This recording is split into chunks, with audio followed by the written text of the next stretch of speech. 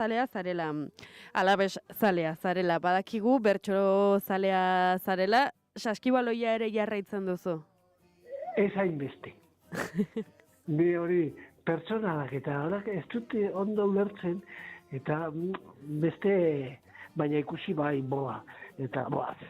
Baina ez da berdina, niretzako.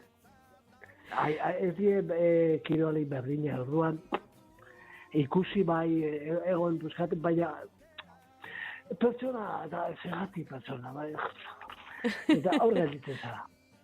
Egia da, ez dakitakian, ez dakit, estereotipo edo, kanpotik ikusten dena behintzat, Gasteiz, saskibalo izaleagoa dela, futbol zaleagoa baino, izan daiteke? Bai. Eta nabaritzen da. Eta oinomenaldian ikusiko da, gaur bihar itzelako jentea. Atzo nabaritzen zen. Eta dain egun semifinalitamen, ambiente itzelako. Guk ere jarraituko dugu emetik, jarraituko dugu Gasteiz, gaur eta bihar, ospakizuna jarraituko ditugu. Eta, batzuk gozatu hurbiltzen bazara behintzat, gozatu eta kontatuko diguzu datorren astelenean.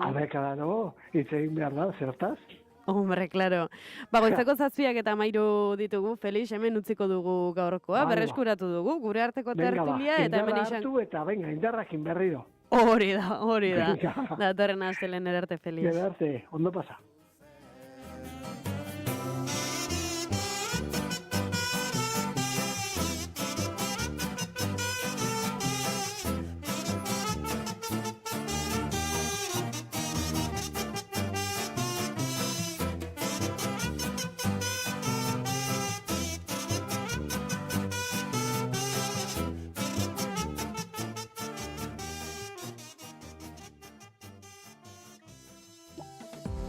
Informazioaren aria.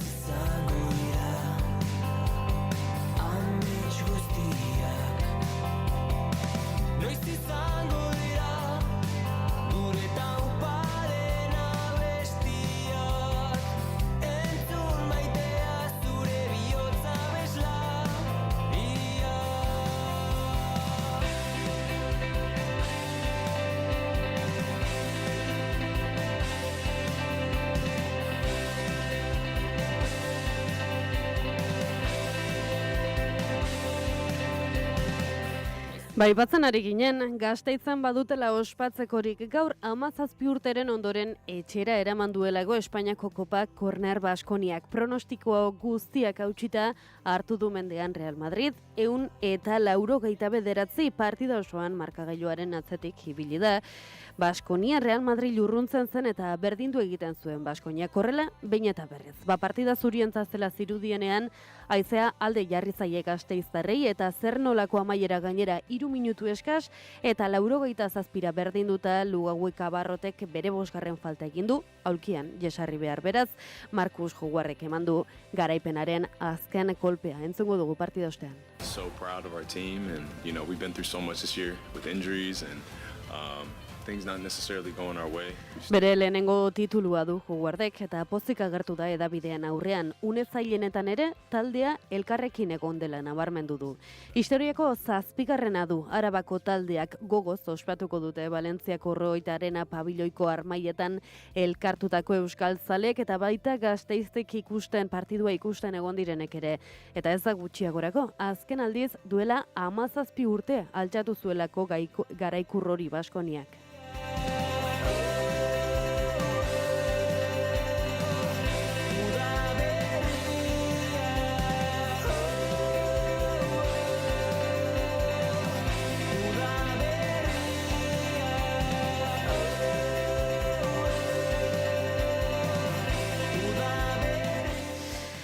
Eta aipatuko dugu ere istiluak izan zirela larunbat arratsaldean Sadarren Osasunak eta Real Madrilek jokatu zuten partidaren amaieran 2 pertsona atxilotu zituzten eta Espainiako poliziaren oldarraldian zauritutako 2 zaleetako bat ospitalera eraman behar izan zuten. Osasunak agiria kaleratu du gertakariak gaitzesteko eta ikerketa agindu du. Antza denez, Sadarko segurtasun langileak Hego Armailara joan ziren, ustez zelaira botila bat bota zuen zale bat identifikatzera. Eta ondoren Espainiako polizia zale batzuen aurka oldartu zen Armailetan eta Estudioko korridoreetan. Aipatu bezala 2 pertsona atxilotu zituzten eta beste 2 zaurituetako bat gainera ospitalera eraman behar izan zuten.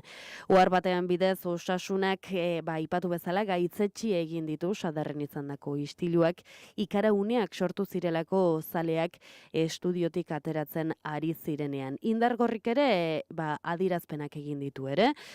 Taldearen hitzetan larun batean jazotakoa zelaian eta ligako gainerako estadioetan poliziak duen zigorgabetasunaren ondorioa da. Nafarroako EH Bilduk ere salatu egin du poliziaren jokabidea gehiegizkoa egin zela. Aipatuko dugu ere elkarretaratzea deitu dutela. Martxoaren 6-ako Sadar bizirikek kaltetutako jarraitzailei eskatu die, jar dezatela, daitezela plataformarekin harremanetan, eta martxoaren 6-ako elkarretaratzea Mallorcaren aurka jokatuko du orduan talde gorritxoak.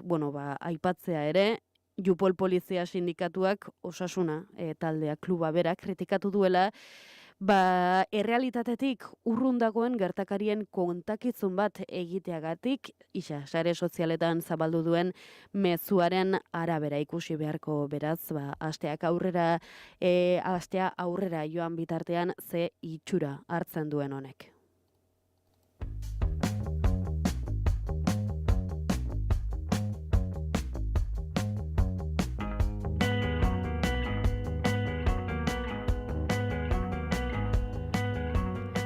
Goizeko 7 eta 20 minutu jotze hartirela, asteburuari begira jarraituko dugu, izan ere Talaia Feministak bere dosierra aurkeztu du prekarizazioaz, eskuinerako joeraz eta subiranotasunaz hausnartzeko, ideiak aurkezteko eta horiei buruzko hausnarketarako guneak sortzeko lansaioa egin du Gasteizan. Bertan nabarmendu duenez, haustura une kritiko batean gaude. Itxaso Leon. Hirugarrenez zabaldu dute Gogo eta Espazio hori Armentia ikastolan Aiora Epeldek berriki 11 telebistari azaldu dionez. Baloratzen genuena zen gutxienez urtean une bat izan behar genuela guztiok batera, gogoetatzen ari garen horretaz elkarrekin aritzeko. Gasteizen hausnartu dutenez, bizitzaren prekarizazioa sisteman okerren daudenen ikuspegitik aztertzeak aukera emango du gaiari ikuspegi zabalago batetik heltzeko. Eskuinerazko prozesuez hitz egiteko, faxismoa zer den eta ideia feministekin zer neurritan egiten duen talka definitu behar dela uste dute. Garrantzitsua deritzote Giozonen erreakzioa eta faxismoa bereiztea eta eraso antifeminista guztiak faxistatzat jotzea saiestea. Besteak beste, feminismoa defendatzeko mekanismoak antifaxismoaren barruan desegin daitezkelako eta gizonen erantzukizuna desagerraraz dezakeelako.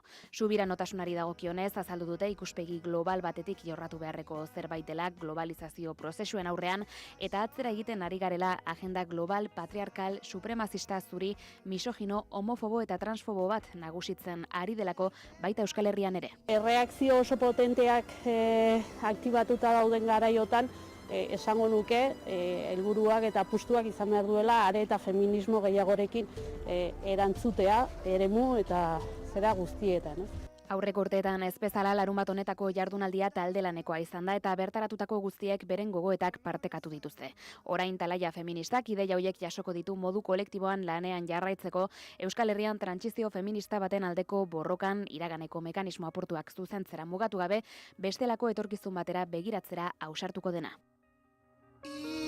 Ilargian da laru Etxe bizitza ardatz izan duen laugarren udal konferentzia egin du larunbat honetan Euskal Herria Bilduk Burlatan Arnaldotek idazkari nagusiak eskerrak eman dizkie udalkarguei Euskal Errepublika eraikitzen ari direnekin duten borondatezko konpromisoagatik. Ekitaldia Burlatako kulturretxean egin dute eta bertan Arizkun alkateak eman dio hasiera hitzaldiari Burlata harrerako udalerri gisa aldarrikatuz gogorarazi duenez, lehenik estatuko beste lurralde batzuetako migratzaileak hartu dituzte, Gaztelakoak edo Extremadurakoak esaterako, eta orain bigarren prozesu bat bizitzen ari dira munduko beste leku batzuetako pertsonak iristen ari direlarik. Gure bizilagunen 23% estatutik kanpo jaioa da, eta 17% estatuko hainbat herrietatik etorritakoa. 89 nazionaletako pertsonak bizi gara, baita estaturik gabeko herritakoak ere.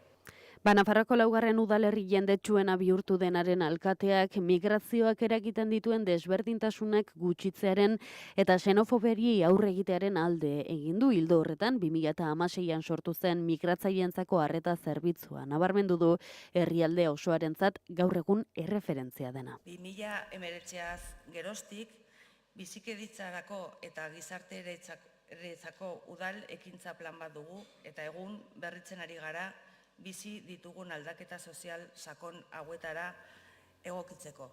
Alkateak gogorarazi du Burlatak alokairuko eremu tentsionatu izendapena duela dagoeneko eta etxebizitzaren arazoari aurre egiteko politika ausartak eskatu ditu.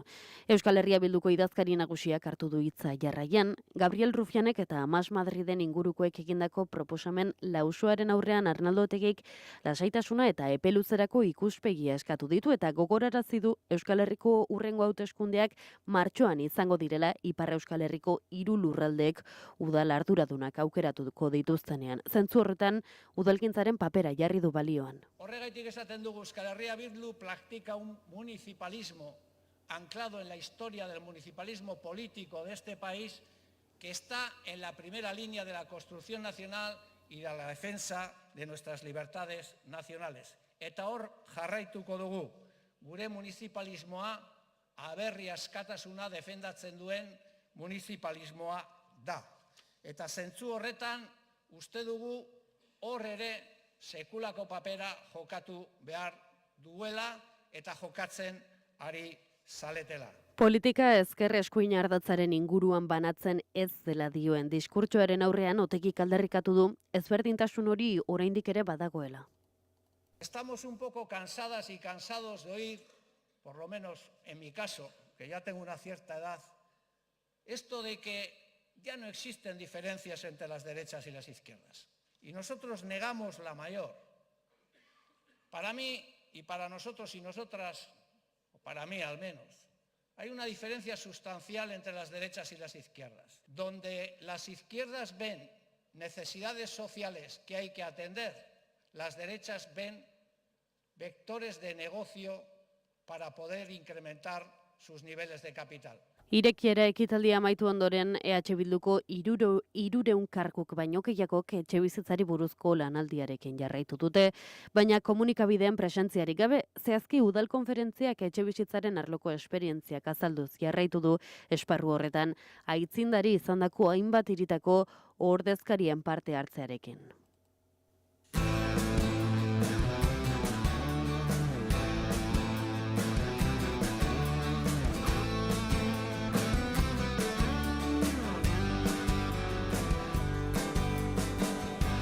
Hambre ederra nintzen, ederra eta maitea.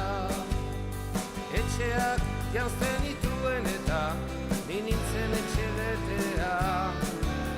Etxeko jauna lan handietan, kanpoan zebilen beti.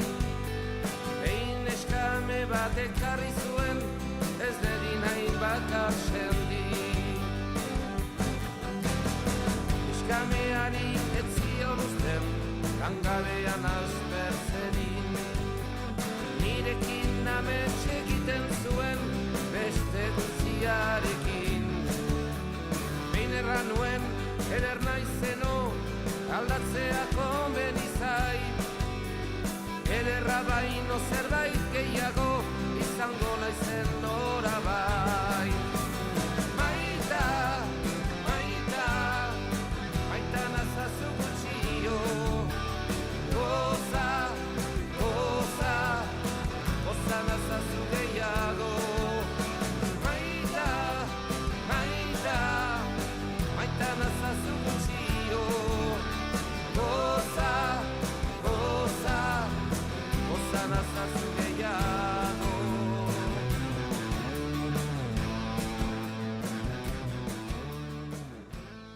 Informazioaren aria, naiz irratia.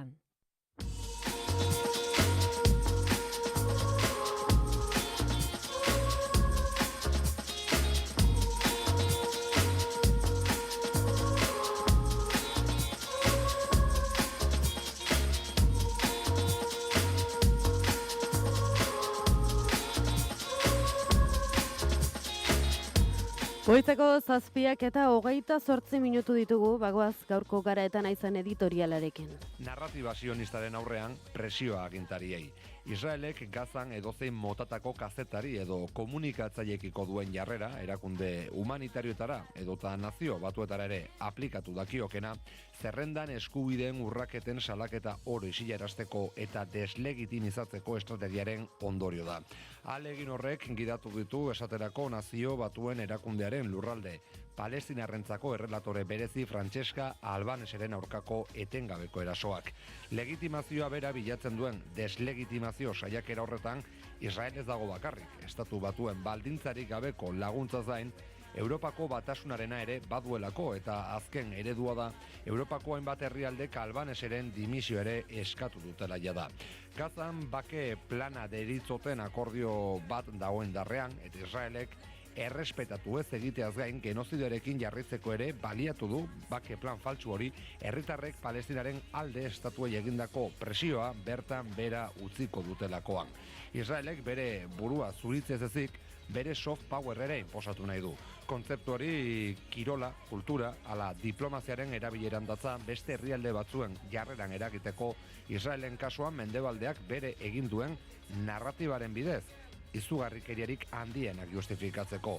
Esaterako Israelek bere burua defendatzeko duen eskubidea antisemitismoaren gorakada edota Israel ustez dela ekialde hurbileko demokrazia bakarra. Kultura arlotik helduz egun azken adibidea da Berlinalen gertutakoa. Inaugurazioa Wim Wenders epaimai burua Gazako genozidiaren aurreko isiltasuna justifikatzen saiatu zen jaialdiaren finantzaketa iturri nagusia den Alemaniako gobernua ez haserretzeko. Baina 2023an urrunago joan gabe jaialdiak betoa jarri zien Irango eta Errusiako gobernuekin loturak zituzten enpresa zein hedabidei. Baina pasaden ostegunean zinemagile alemaniarrak honako adierazi zuen. Jaialdia ez da politikan sartu behar, alegia, hipokresia hutsa berriz ere. Israelek bere estatuaren izenean egindako gehiegikeriak zuritzeko estrategia horren ondorio batzuk hainbat herrialdetan agertu dira jada genozidioaren edozein salaketa publikori errepresio polizial eta judizialarekin erantzunez. Hori dela eta beharrezkoa da agintari presio egiten jarritzea eta ez lasaitzea.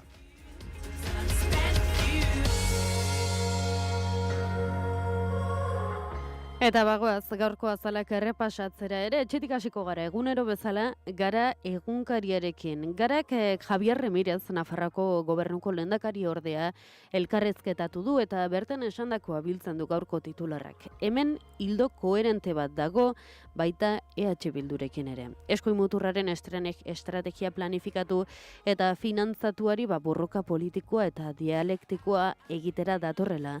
Azaldu du Remirezek gaurko garanduzue osoa, elkarrizketa osoa, irakurgai.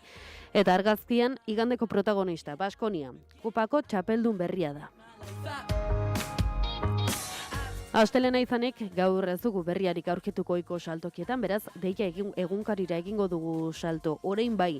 Esan dezakegu amaitu direla inauteriak Euskal Herrian. Bilboko Santutxu auzoa izan ohi da hauek ospatzen azkenetarikoa eta hala egin zuten atzo igandiarekin. Eguneko argazkietako bat ekarri du deiak azalera. Eta datu bat titularrean, gaur Euskal Autonomia Erkidegoan etxe bizitza bat erosteak 7 urteko soldata eskatzen duela. Noticias de Gipuzkoak ere titular berbera ekarri du gaurkoan, argazkian berriz bestelako kontu bat. 4 urte bete dira Errusia Ukraina inbaditzen hasi zenetik eta urte urrenaren baitan elkarretaratzea egin zuten atzo Donostiako bulebarrean. Eta Noticias taldearekin amaituz, Nafarroan honek azpimarratu du, Nafarroak 2160 gaixotasun arraroren kasuak baino ez dituela erregistratu, guztizkoaren zati txiki bat. Argazkian, asteburuan ospatu den Nabartur Turismoa azoka 52.000 pertsona inguruko erregistroa izan du 20. edizio honek. Diario de Navarrak dio PSNek tokiko mapa eta geroa eta bilduk abiatutako eskualdeak geldiarazi dituela. Dalila Bonitxe da argazkikoa, elkarrezketa egin dio hedabide honek eta bertan esan du ez duela atzerritar sentitu nahi bizi den herrialdean. El Correon argazkia da nagusi gaurkoan. Fernando Buesa lehendakari ordea eta haren bizkartzaina Jorge Diezi eskainetako omenaldian parte hartu zuten atzo erakundeek eta alderdi guztietako ordezkariek eta bertako argazkia da. Eta bestalde titularrak dio Euskal Autonomia Erkidegoan energia berdearen sorrera minimoetan dagoela, Europar Batasunak ezartzen duenetik urrun. Azkenik, Bozento taldearekin amaitu El Diario Baskon titularrak nabarmentzen du Donostiak autobus geltokia handituko duela 10 urte geroago eta segurtasuna indartuko duela.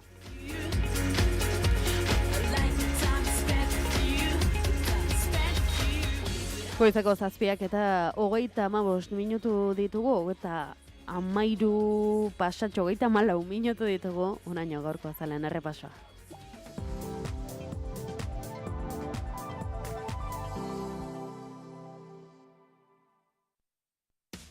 Piztu irratia, entzun naiz irratia. Bilbo aldea, 92.2. Gasteiz eta Arabako lautada, 91.5. Donosti aldea, 93.8. Gernika, 90.6.7. Leitza, 90.5.1. Bortziriak, 103.1. Urola, 90.11.8. Goierri, 102.2. Legazpi, 90.14.6. Piztu eta entzun naiz irratia.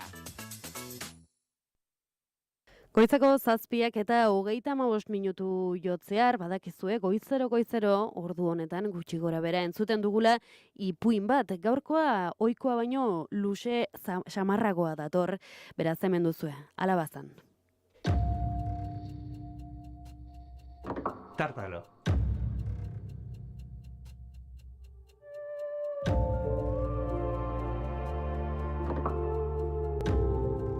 Alabazan edo ez bazan, entzun dadila naiz irratian. Tartalok herrian ziren neskak eta mutil guztiak akatu zituen. Bueno, bakarri bat falta zen. Eta horrexegatik herriko alkateak bilera bat antolatzea pentsatu zuen, horretarako zen alkateak pentsatzeko, ez? Eta zuen gaur gaueko 9 bileratxo bat egingo dugu herriko plazan, ikusteko edo jakiteko edo hautatzeko nor jungo da tartaloren bila. Tartalorekin hitz egitea, herriko neskak eta mutil guztiek alkatu dituzte eta ardi guztiek ere lapurtu dituta eta jan ere.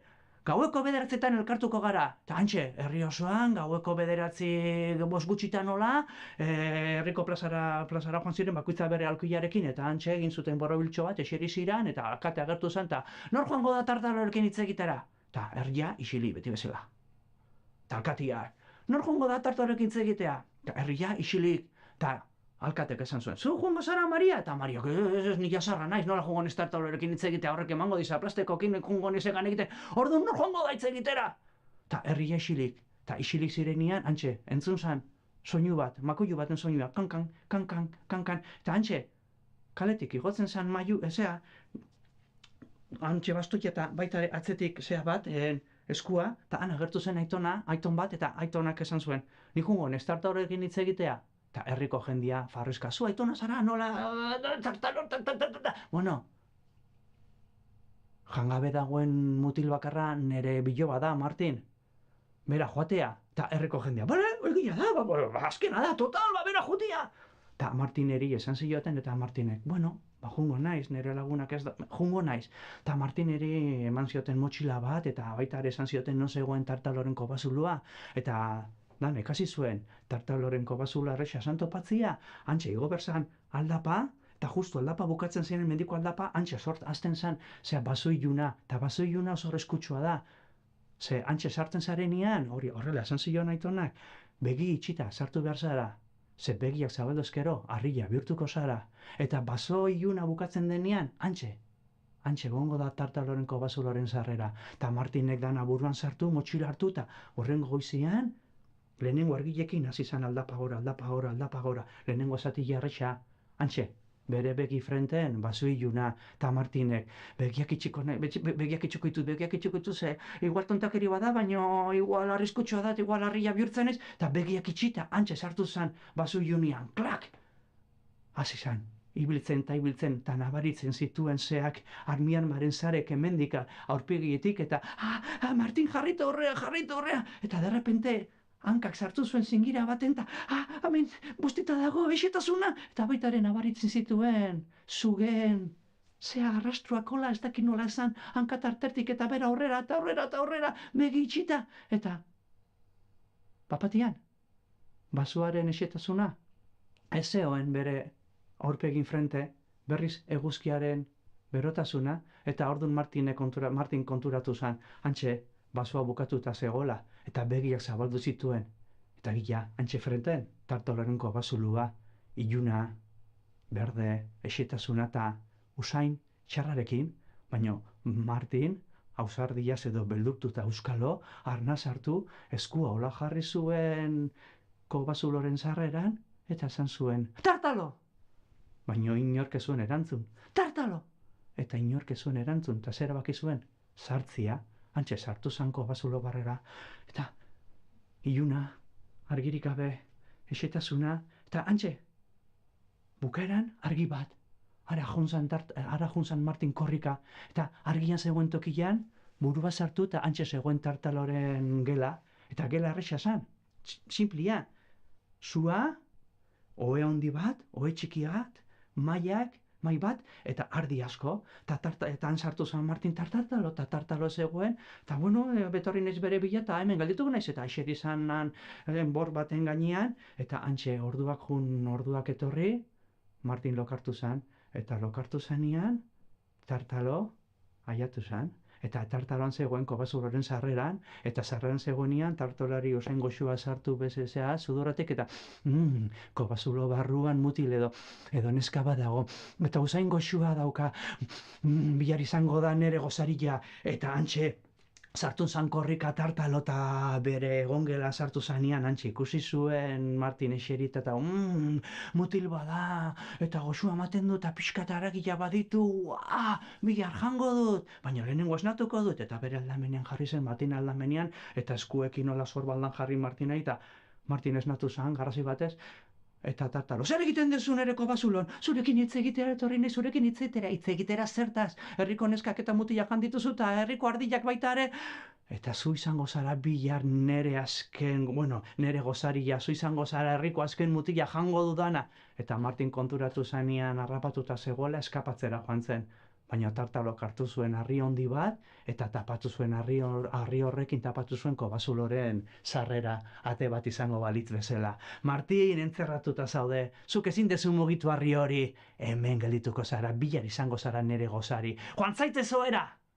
Bihar fresko jango zaituta eta Martin, beldurtuta, ohe txikira joan zen, eta ohean sartu zen, ohean sartu lehenengo maindirek, eta ezin maindirek zian, ardien azalak, baina zikinduta lokatzarekin, odol zatilekin, eta inkluso pertsonen hileekin, eta Martin mandaketa zabaldu, eta kriston kiratzatera zan, baina tapatu zan, eta begiak itxi zituen, baina zan gelditulo.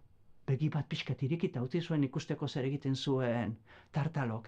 Eta ondo ikusi zuen zer egiten zuen. Urrengo eguneko gozaria gozaltzeko behar zuen gauza guztia prestatu zuen tartalok. Antxe platera handi bat jartzeko, antxe Martin zerratuta, eta baita ere espata bat, eta espata jartzerakoan mai gainean tartalok esan zuen. Espata honekin gauerdian akatuko zaitut, bihar fresko egoteko. Eta tartaloko esan darakoan, ohe handira joan zen.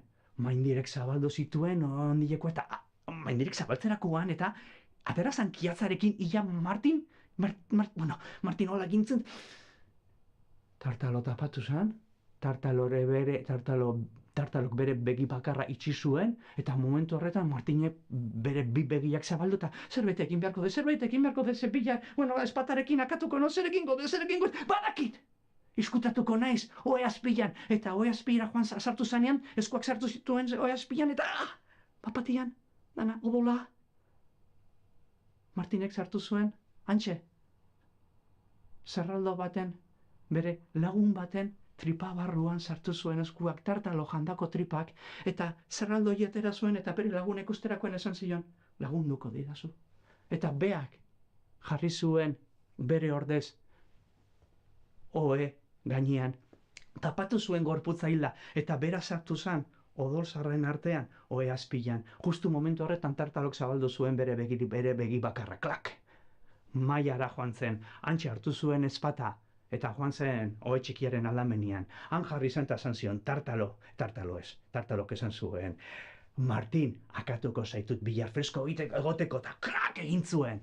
Indarrez, Ze tartalok pasa zuen gorputza, koltsoia, jergoia, eta ezpataren punta hemen gelditu zitzaion Martineri. Martinek ezin arnaz hartu, nabaritzen zuelako ezpataren punta.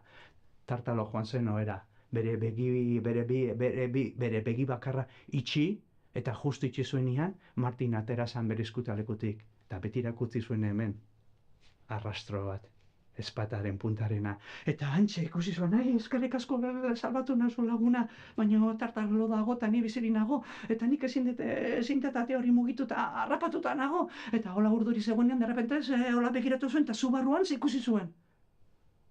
Metalesko makiltxo bat, eta metalesko makiltxo hori punta barruan zegoen, zu barruan, eta gorri-gorrian, eta Martinek erabaki zuen egin beharreko egitea.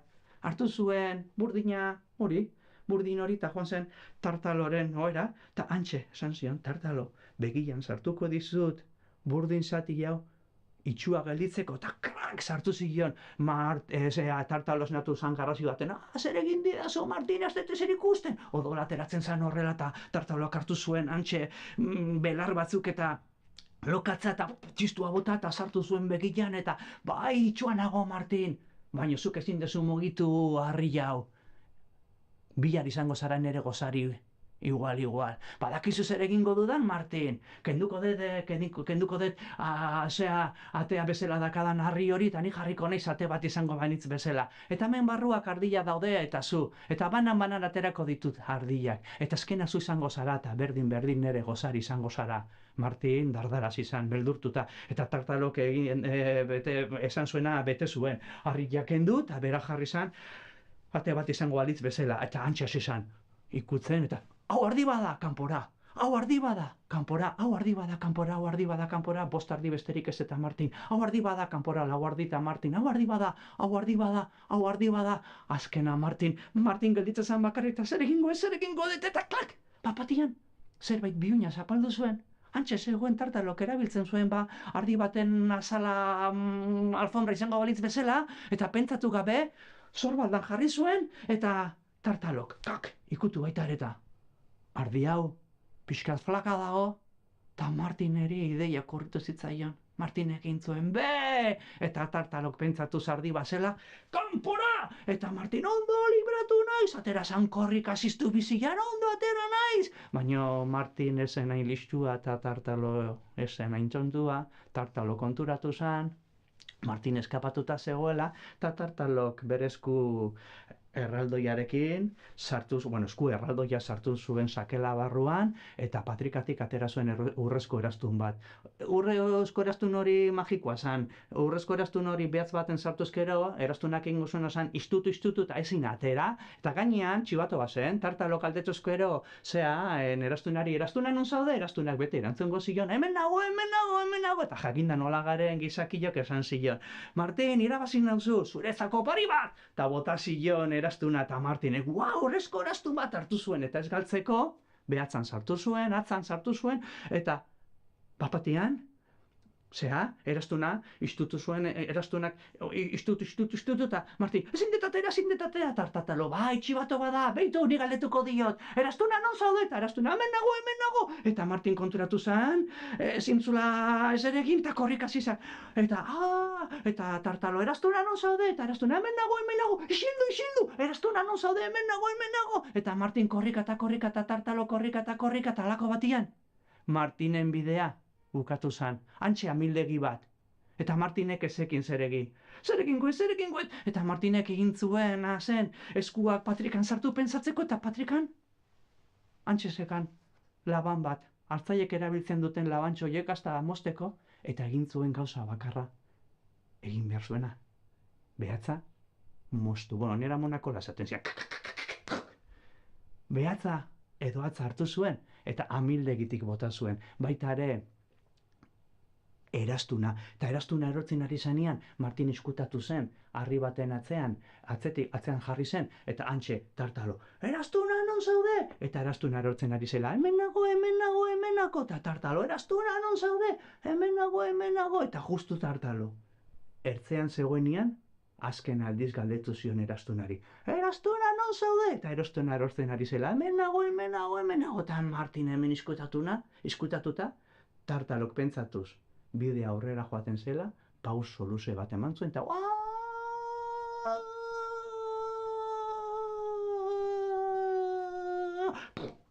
tortilla eta tartalo. Horrela kontatzen zidaten nire etxean, eta nik horrela kontatu dizuet. Gipuzkoako Foru Aldundiaren eta Donostiako Udalaren laguntzarekin ekoiztutako saioa.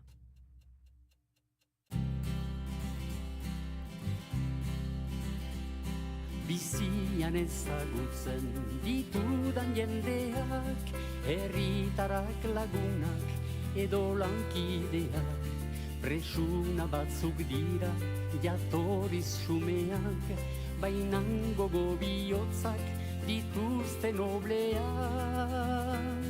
Presuna batzuk dira jatorriz xumeak, bainan gogo bihotzak dituzte nobleak. Maiten balin baditut jende gehienak, kategoria batek sortzen dizkit lanak, izan daitezen arrotz ala euskaldunak, aho handiak zaizkit nardagarrienak.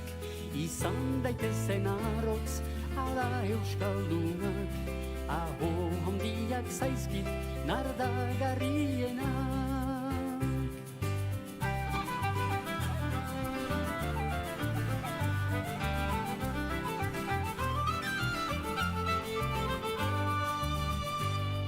Ustez eta arrazoi dutela denetan, ozenki mintzo dira eta tarrapatan, ostatuetan eta kirol zelaietan, haiek baizik ez dira entzuten izketan.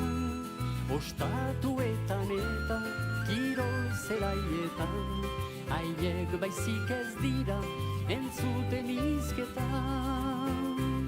Aho hondiek dute bizten polemika, ez baitzaie gustatzen besten politika. Badakite solasak nola itzulika, ikasia baitute kritiken musika. Badakite solasak nola itzulika, ikasia baitute kritiken musika.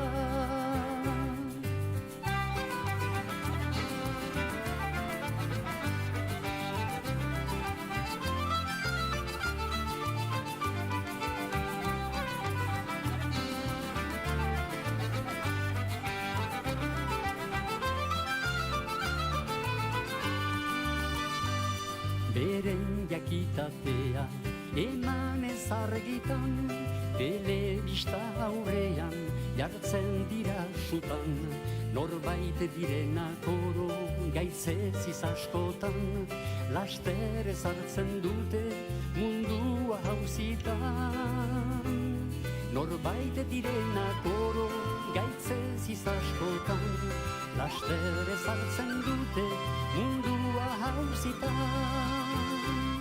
Aho hondi guziak ez dira ustelak, izan daitezke ere tarteka habilak. Ikus bitzate ikus dituzten itzalak, eta jakin bezate izaiten apalak. Ikus bitzate ikus dituzten itzalak, eta jakin bezate izaiten apalak, eta jakin bezate.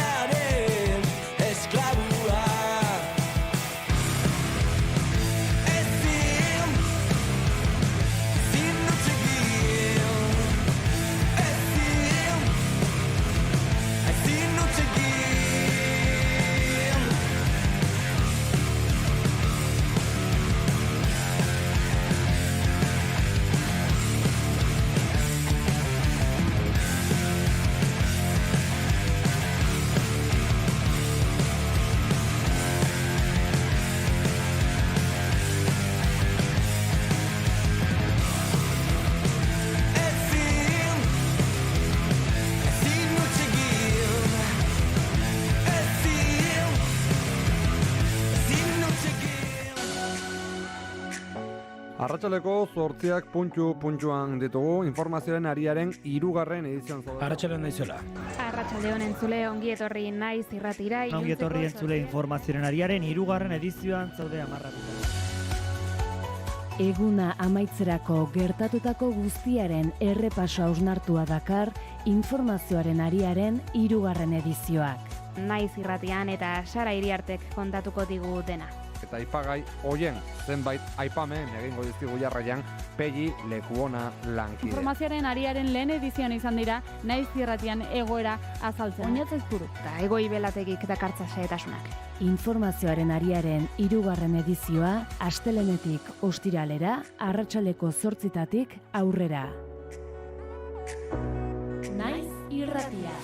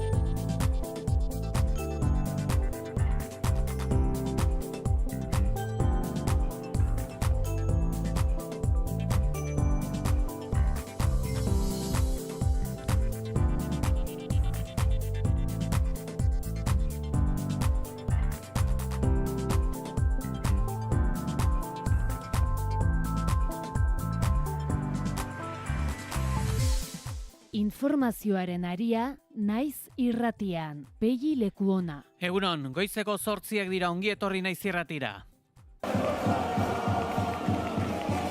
Baskoniak zazpigarren errege kopa irabazi du 89% emaitzarekin Real Madrid garaituz. 17 urteko lehorteari amaiera eman dio Arabako taldeak. Salvador egunon. Egunon, Pegi eta egunon entzuliok partida osoan markagailuan atzetik ibili da Baskonia. Real Madrid urruntzen zen eta berdindu egiten zuen horrela behin eta berriz. Partida zurientzat zela zirudienean haizea alde jarri zaie Gasteiztarrei. Eta zer nolako amaiera 3 minutu eskaz eta 87 berdinduta Lugagu Kabarrotek bere 5. falta egin du aurkian jesarri behar beraz. Markus Howardek eman du garaipenaren azken kolpea. Team, and we've been through so much this year with injuries and things not necessarily going our way. We stayed through it. We stuck together. Eta guztiz bestelako kontuetan Sarrigurengo hilketa matxista kasu isolatu ez dela ohartarazi dute. 100 lagun bildu dira Iruñan Euskal Herrian jazo den azken hilketa matxista gaitzesteko. Indarkeria matxista egiturazkoa dela salatzeaz gain baliabide gehiago eskatu dizki erakundei mugimendu feministak, gizonei dei egin die jarrera eta konplizitate matxistak apurtzeko. Es un problema de los hombres que nos agreden, que sepáis renunciar a vuestros privilegios. GKSek Manuel Fragaren jaioterriko bustoaren saboteia bere gain hartu du martxoak 3ko sarraskiaren 50. urteurrena dela eta pintura gorria jaurti zioten gobernazio ministro izandakoaren bustoari. GKSek aldarrikatu du Manuel Fraga Gasteizko martxoak 3ko sarraskian hildako 5 langileen arduradun nagusienetako batela. Bustoak bertan jarraitzen duela salatu dute eta borrokak ez duela etenik. Bestalde 36 urteko espetxe zigorra ere eskatzen diete Ibai Aginagari harrera egitea gotzita auziperaturiko 16 lagunei ekainaren 8tik 26ra apaituko dituzte, terrorismoaren gorazartzea leporatuta eta manifestazio ditu dute maiatzaren 30ean. Adierazi dute auzia ez dela ongi etorri ekitaldi baten aurkako auzia, adierazpen askatasuna eta militantzia politikoaren aurkako auzia baizik. Esandakoari gehitzen badiogu auzipetu kopurua, zigor eskaerak, espetxe arriskua, inhabilitazio luzeak eta isun ekonomiko handia, epaiketa egiteko 3 asteko epea aurre ikusten dutela entzutegitik, erratu barik esan dezakegu makrosumario politiko barri baten aurrean gaudela. Petronorren Muskizeko plantak unitate guztiak itxi ditu elektrizitate falta dela eta ikusgarritasun handiko sugarrak eta kezarra eragin ditu honek plantako tximinietan. Petronorrek azaldu duenez, zuziak ezinbestekoak diren segurtasun gailuak dira industria instalazioetan, egoera jakin batzuetan presioa eskatzeko fintzea zarduratzen den enpresak baieztatu du, zuziak nahiko deigarriak izan daitezkela batzuetan, kelaino beltza botaz, baina ez direla kezkatzeko arrazoia. Guztiz bestelako irakurketa egin du, Mikel Otero, Euskal Herria Bilduko diputatuak sare sozialetan salatu du, aireko benzeno, xileno eta tolueno isuriek baigoera esanguratsuak izan dituztela. Eta nazioartetik berriz nabarmendu beharra dugu, Ameriketako Estatu Batuekin batera diseinaturiko operazioan Nemesio Oseguera Cervantes Elmentxo Jaliskan Nueva Generación karteleko buruzagia hildu Mexikoko armadak eta anabasa berehala zabaldu da estatu osoan errepiden blokeoak, tiroketak eta suteak barne. Militarrek helikopteroekin eraso egin diete eta Jalisco Nueva Generación karteletako kideek erantzun egin dute. Tiroketa horren baitan zendu da analistak guztien arabera Mexikoko karteleko buruzagi garrantzitsuena zena, hildako gehiago izan dira bi aldeetan. Eguraldia eta trafikoa Naiz Irratian. Errepidetan bada nabarmentzeko jazoren bat? Bai, kamioi batek matxura izan du AP8 errepidean 52. kilometroan Kantabriako norantzan horren ondorioz errei bat itxi dute eta 2 kilometroko autopilaketak dira eta autopilaketak ere ohiko autopilaketak Bilbo inguruan Pegi, Leioa, Barakaldo eta Galdakaon. Dibili puntoietatik igaro behar izanez gero eguraldiaren nondik norako guztiak Ikerri Barduzeak. Asteari ekiteko eguraldi egonkor eta atseginarekin jarraituko dugu. Goizean berriro ere barnealdeko bailaretan behelaino pixka bat agertuko bada ere oso azkar jasoko du eta behin jasostean eguraldi eguzkitsua nagusituko da, naiz eta berriro ere zeruan goio-deifi batzuk ikusiko ditugun eta joera horrek arratsalde partean ere jarraipena izango du, zeruan tarteka goio-dei finak agertuko dira, zeruari kolore zuriska emango diote, baina ez diote eguzkiari trabarik egingo, ez dute inolako ondoriorik ekarriko, eta giro ederrak jarraipena izango du eguna amaitu bitarte. Goiz partean, ego ukituko haizeska ibiliko da, arratsaldean ipar-ekialdetik finkatuko da, temperatura minimoek eta maksimoek gora egingo dute, eta bereziki maksimoak epelak edo beropuntukoak ere izango dira urte sasoi honetarako, minimoak 2 eta 10 gradu bitartean errendituko dira, maksimoak Kantauriar isurialdean 18 eta 22 gradu bitartean, eta Ego Isurian 16 eta 20 gradu bitartean, temperatura freskoenak Araba eta Nafarroa erdialdean eta Altu Xamarroden lekuetan emango dira, altuenak aldiz Kantauriar isurialdearen barnealdean eta berriro ere bereziki Bizkaian. Joarra Izpurua, teknikan otsailak 23 da, gaurko egunez duela 89 urte, hil zuten Kandido Saseta Gudalburua Asturiasen borrokan zebilela. Informazioaren aria.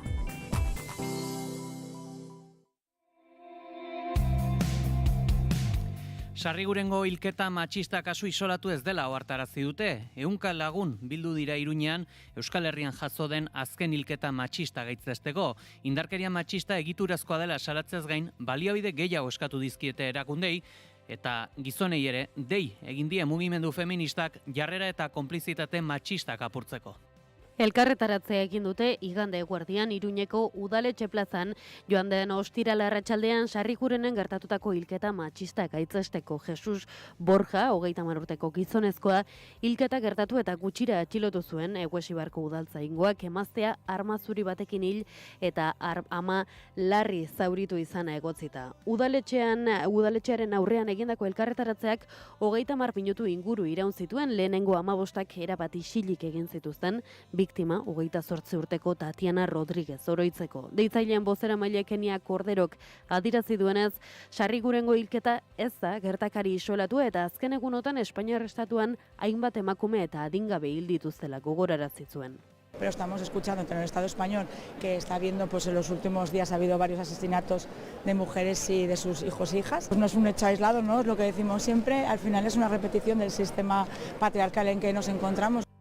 Kordero gizonei zuzendu zitzaien jarrera eta konplizitate matxistak apurtzearen garrantzia azpimarratuz. Es un problema de los hombres que nos agreden, que sepáis renunciar a vuestros privilegios. Era berean erakundei eskatu zien biktimei eta haien familiei arreta emateko baliabideak indartzeko zerbitzuak gainkargatuta daudelako eta emakumeek salatu ala ez dutelako beharrezkoa duten babesa jasotzen. Korderok hezkuntzaren garrantzia ere azpimarratu zuen indarkeria matxista prebenitzeko oinarri gisa eta neurri eraginkorrak eta beharradinako finantzaketa dutenak behar direla azpimarratu zuen. Bestalde, Jon Insaustik Donostiako autobus geltokiarentzako aurre proiektua promestu du. Alkatean geltokiko hainbat eremutarako sarbidea mugatzea aurreikusten du segurtasun areagotzeko. Hiriko autobus terminalak duen erabilera handia dela eta udalak aspaldi omendu argi txiki geratu dela autobus geltokia. Insausti alkateak esan duenez, herritarren eskaeran oinarritzen da hau. Eta hemen bi premisa dauzkagu lanerako, bata, erabiltzaileak daukaten egonaldi edo itxoite espazio hori hobetu eta zabaldu egin behar dugula, hori bada donostiarrek eskatzen duten zerbait, eta bigarrena segurtasunari lotutako kontua, segurtasun sensazio ere eskatzen dute askotan. Eremuak zabaldu eta berrantolatzearen alde agertu da alkatea, bidaiatzeko txartela dutenei bakarrik sartzeko aukera emango dieten tornuak jartzeko.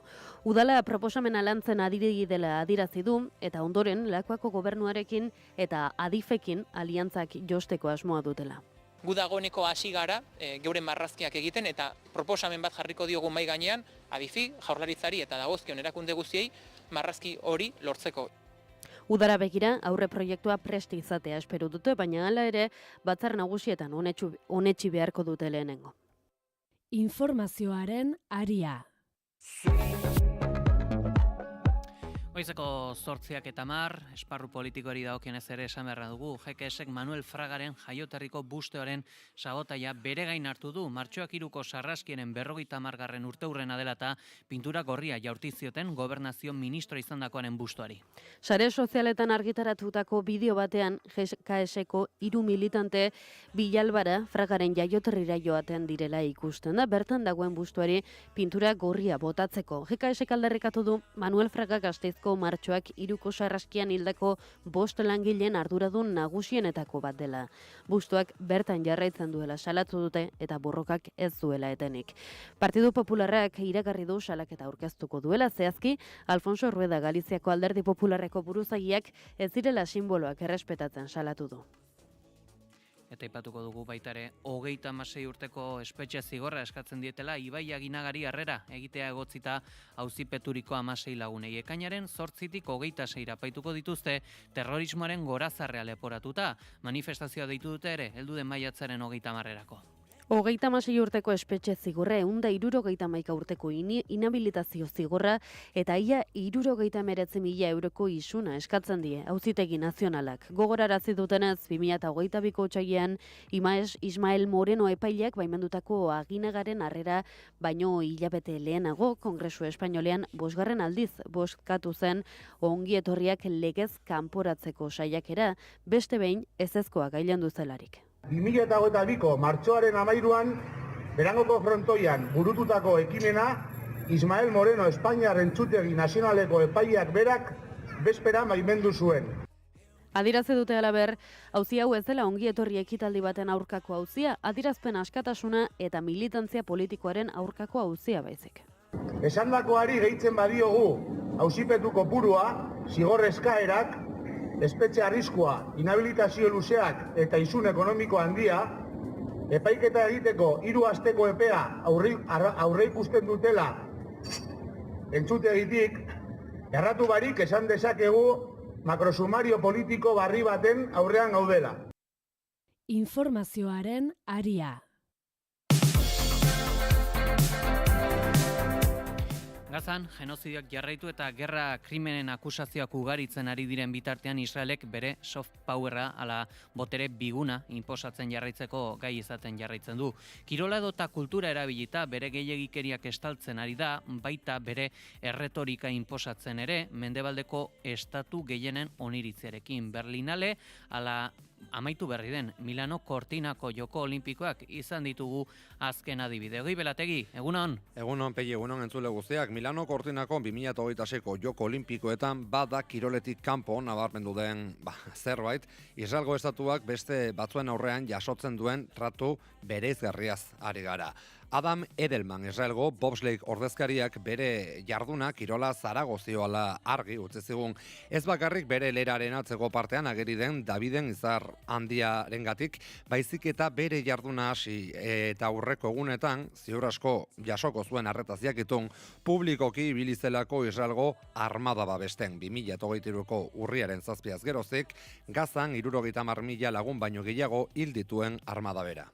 Adam Edelman, première participation aux Jeux Olympiques, qui s'autodéfinit sioniste jusqu'à la moelle, je le cite, qui a posté plusieurs messages. Bada RTS Suitzako irrati telebistako komentarista Stefan Reinak beste inork ez bezala altxatu du ahotsa bere lanpostutik azaltzeko ikusentzulei nor den zehazki Adam Edelman. Qu'elle était, là aussi je cite, c'est la guerre la plus moralement juste de l'histoire. Il a aussi tourné en dérision une inscription Free Palestine sur un mur de Lillehammer en marge d'une étape de Coupe du Monde. Adam Edelman atleta israeldarra sionista morratua da eta bere burua hala deskribatzen du gainera. Sare sozialetan Gazako genozidia babesteko mezu ugari argitaratu ditu jokoek iraun bitartean, kazetariak ezbairik gabe erabili zuen genozidio hitza gogora ekarriz termino hau Nazio Batuetako ikerketa batzordeak erabiltzen duela Gazan gertatutakoa deskribatzeko.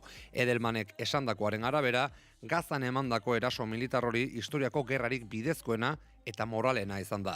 Handik gutxira kritika ugari jaso ostean RTS telebistakateak bideoa eta iruzkinok bere webunetik kendu behar izan zituen Reinak esandako guztia egia zen arren. Gogora ekarriko dugu Errusiako atletak oraindik ere banderarik gabe lehiatzera behartuta daudela Ukrainan egindako inbasioagatik. Baina digarrena entzuleok Joko Olimpiko hauetan izan da Ukrainako eskeletoneko atleta bat ere zentsuratu eta deskalifikatu egin duen antolakuntzak bere kaskoan Ukrainako gerran zehar hildako atletak ageri zirelako. Eta Israelek inposatutako zigorgabetasun eta erretorik hori kirolean ez ezik kulturan ere ikusi dugu asteotan. We have to stay out of politics because if we made movies that are dedicatedly political. Wim Wenders Berlineko epaimahaiburua Gazako genozidoaren aurreko isiltasuna justifikatzen saiatu da.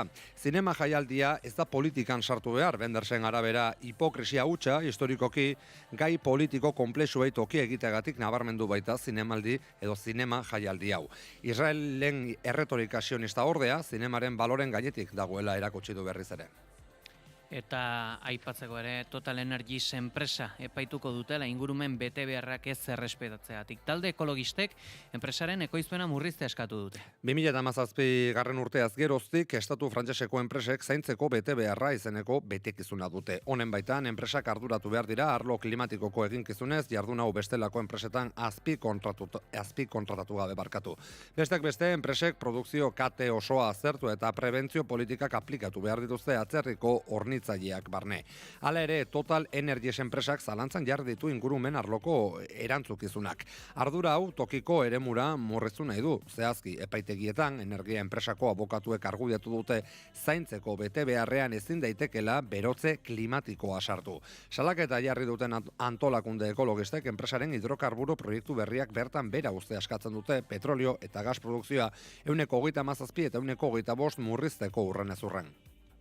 Eta Ameriketako estatu batuekin batera diseinaturiko operazio batean, Nemesio Oseguera Cervantes, El Mencho, Jalisco Nueva Generación karteleko buruzagia hildu Mexikoko armadak eta anabasa berehala zabaldu da estatu osoan, errepiden blokeoak, tiroketak ala suteak. Bai, El Menchoren heriotza Tapalpan gertatu da, Jalisco estatuan Mexikoko defentsa idazkaritzak jakitera eman duenez. Armadako indar bereziek hartu dute parte, esan bezala estatu batuen laguntzarekin.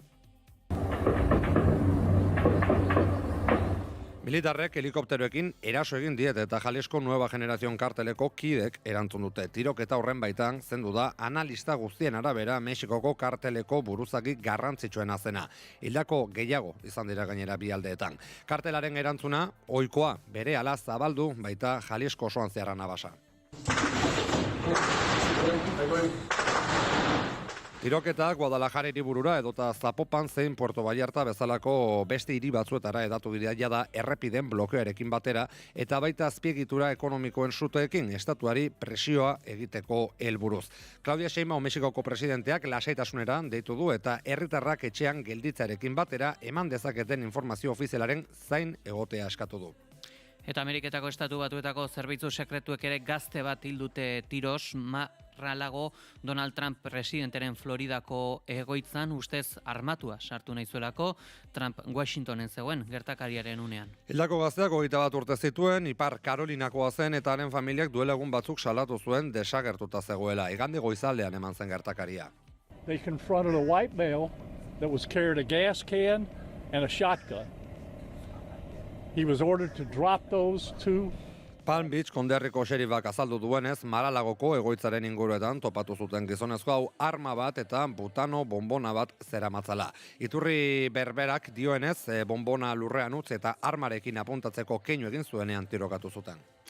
Eta aipatzeko ere, Gorenak bere agintaldian zehar ezarritako mugazerga gehienak legez kanpokotzat jo eta honi erantzunez, Donald Trumpek 115ko mugazerga globala aplikatzea erabaki ostean, Europako batzordeak Washingtoni exigitu dio argitu dezala, behingoz bere politika arantzelaria eta errespetatu dezala aurretik adosturikoa. Bai, auzitegi Gorenak nazioarteko larrialdietarako botere ekonomikoen legea baliogabetu egin duelako, alegia Donald Trumpek ezarretako muga zerga politika kasu gehienetan presio politikorako baliatu duena. Sutan utzi du erabaki honek Trump, batez ere erabakia berak izendatutako bi epaile kontserbadorek babestu dutela kontutan hartuta. Trumpen erantzuna izan da, estatu guztiei ezarri eta zizkien gutxieneko 110ko muga zergoriek 115era igotzea. Additional cost due to tariffs, but there is a point where you don't squeeze your margin so much and you have to pass it on. Christine Lagarde, Europako Banko Zentraleko presidenteak ere estatu batuetako gobernuari eskatu dio CBS telebistakatean argi eta garbi zehaz ditzala muga zerga berrien irismena, baita iraupena ere neurri hauen nazioarteko nazioarteko ekonomia desegongortu dezaketela ohartaraziz pegi. Eskerrik asko doi. Gero arte. Informazioaren aria.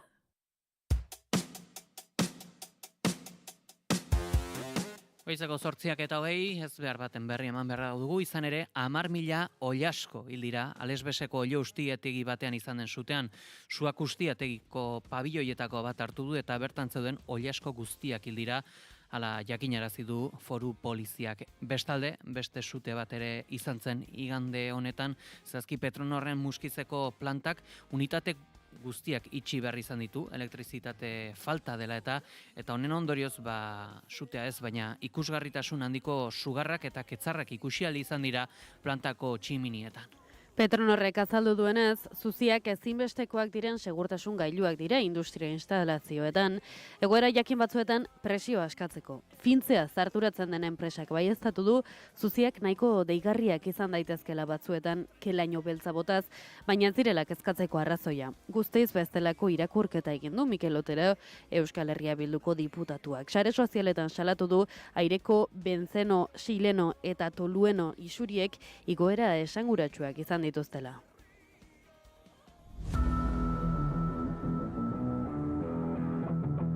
Kirol aria, naiz irratian.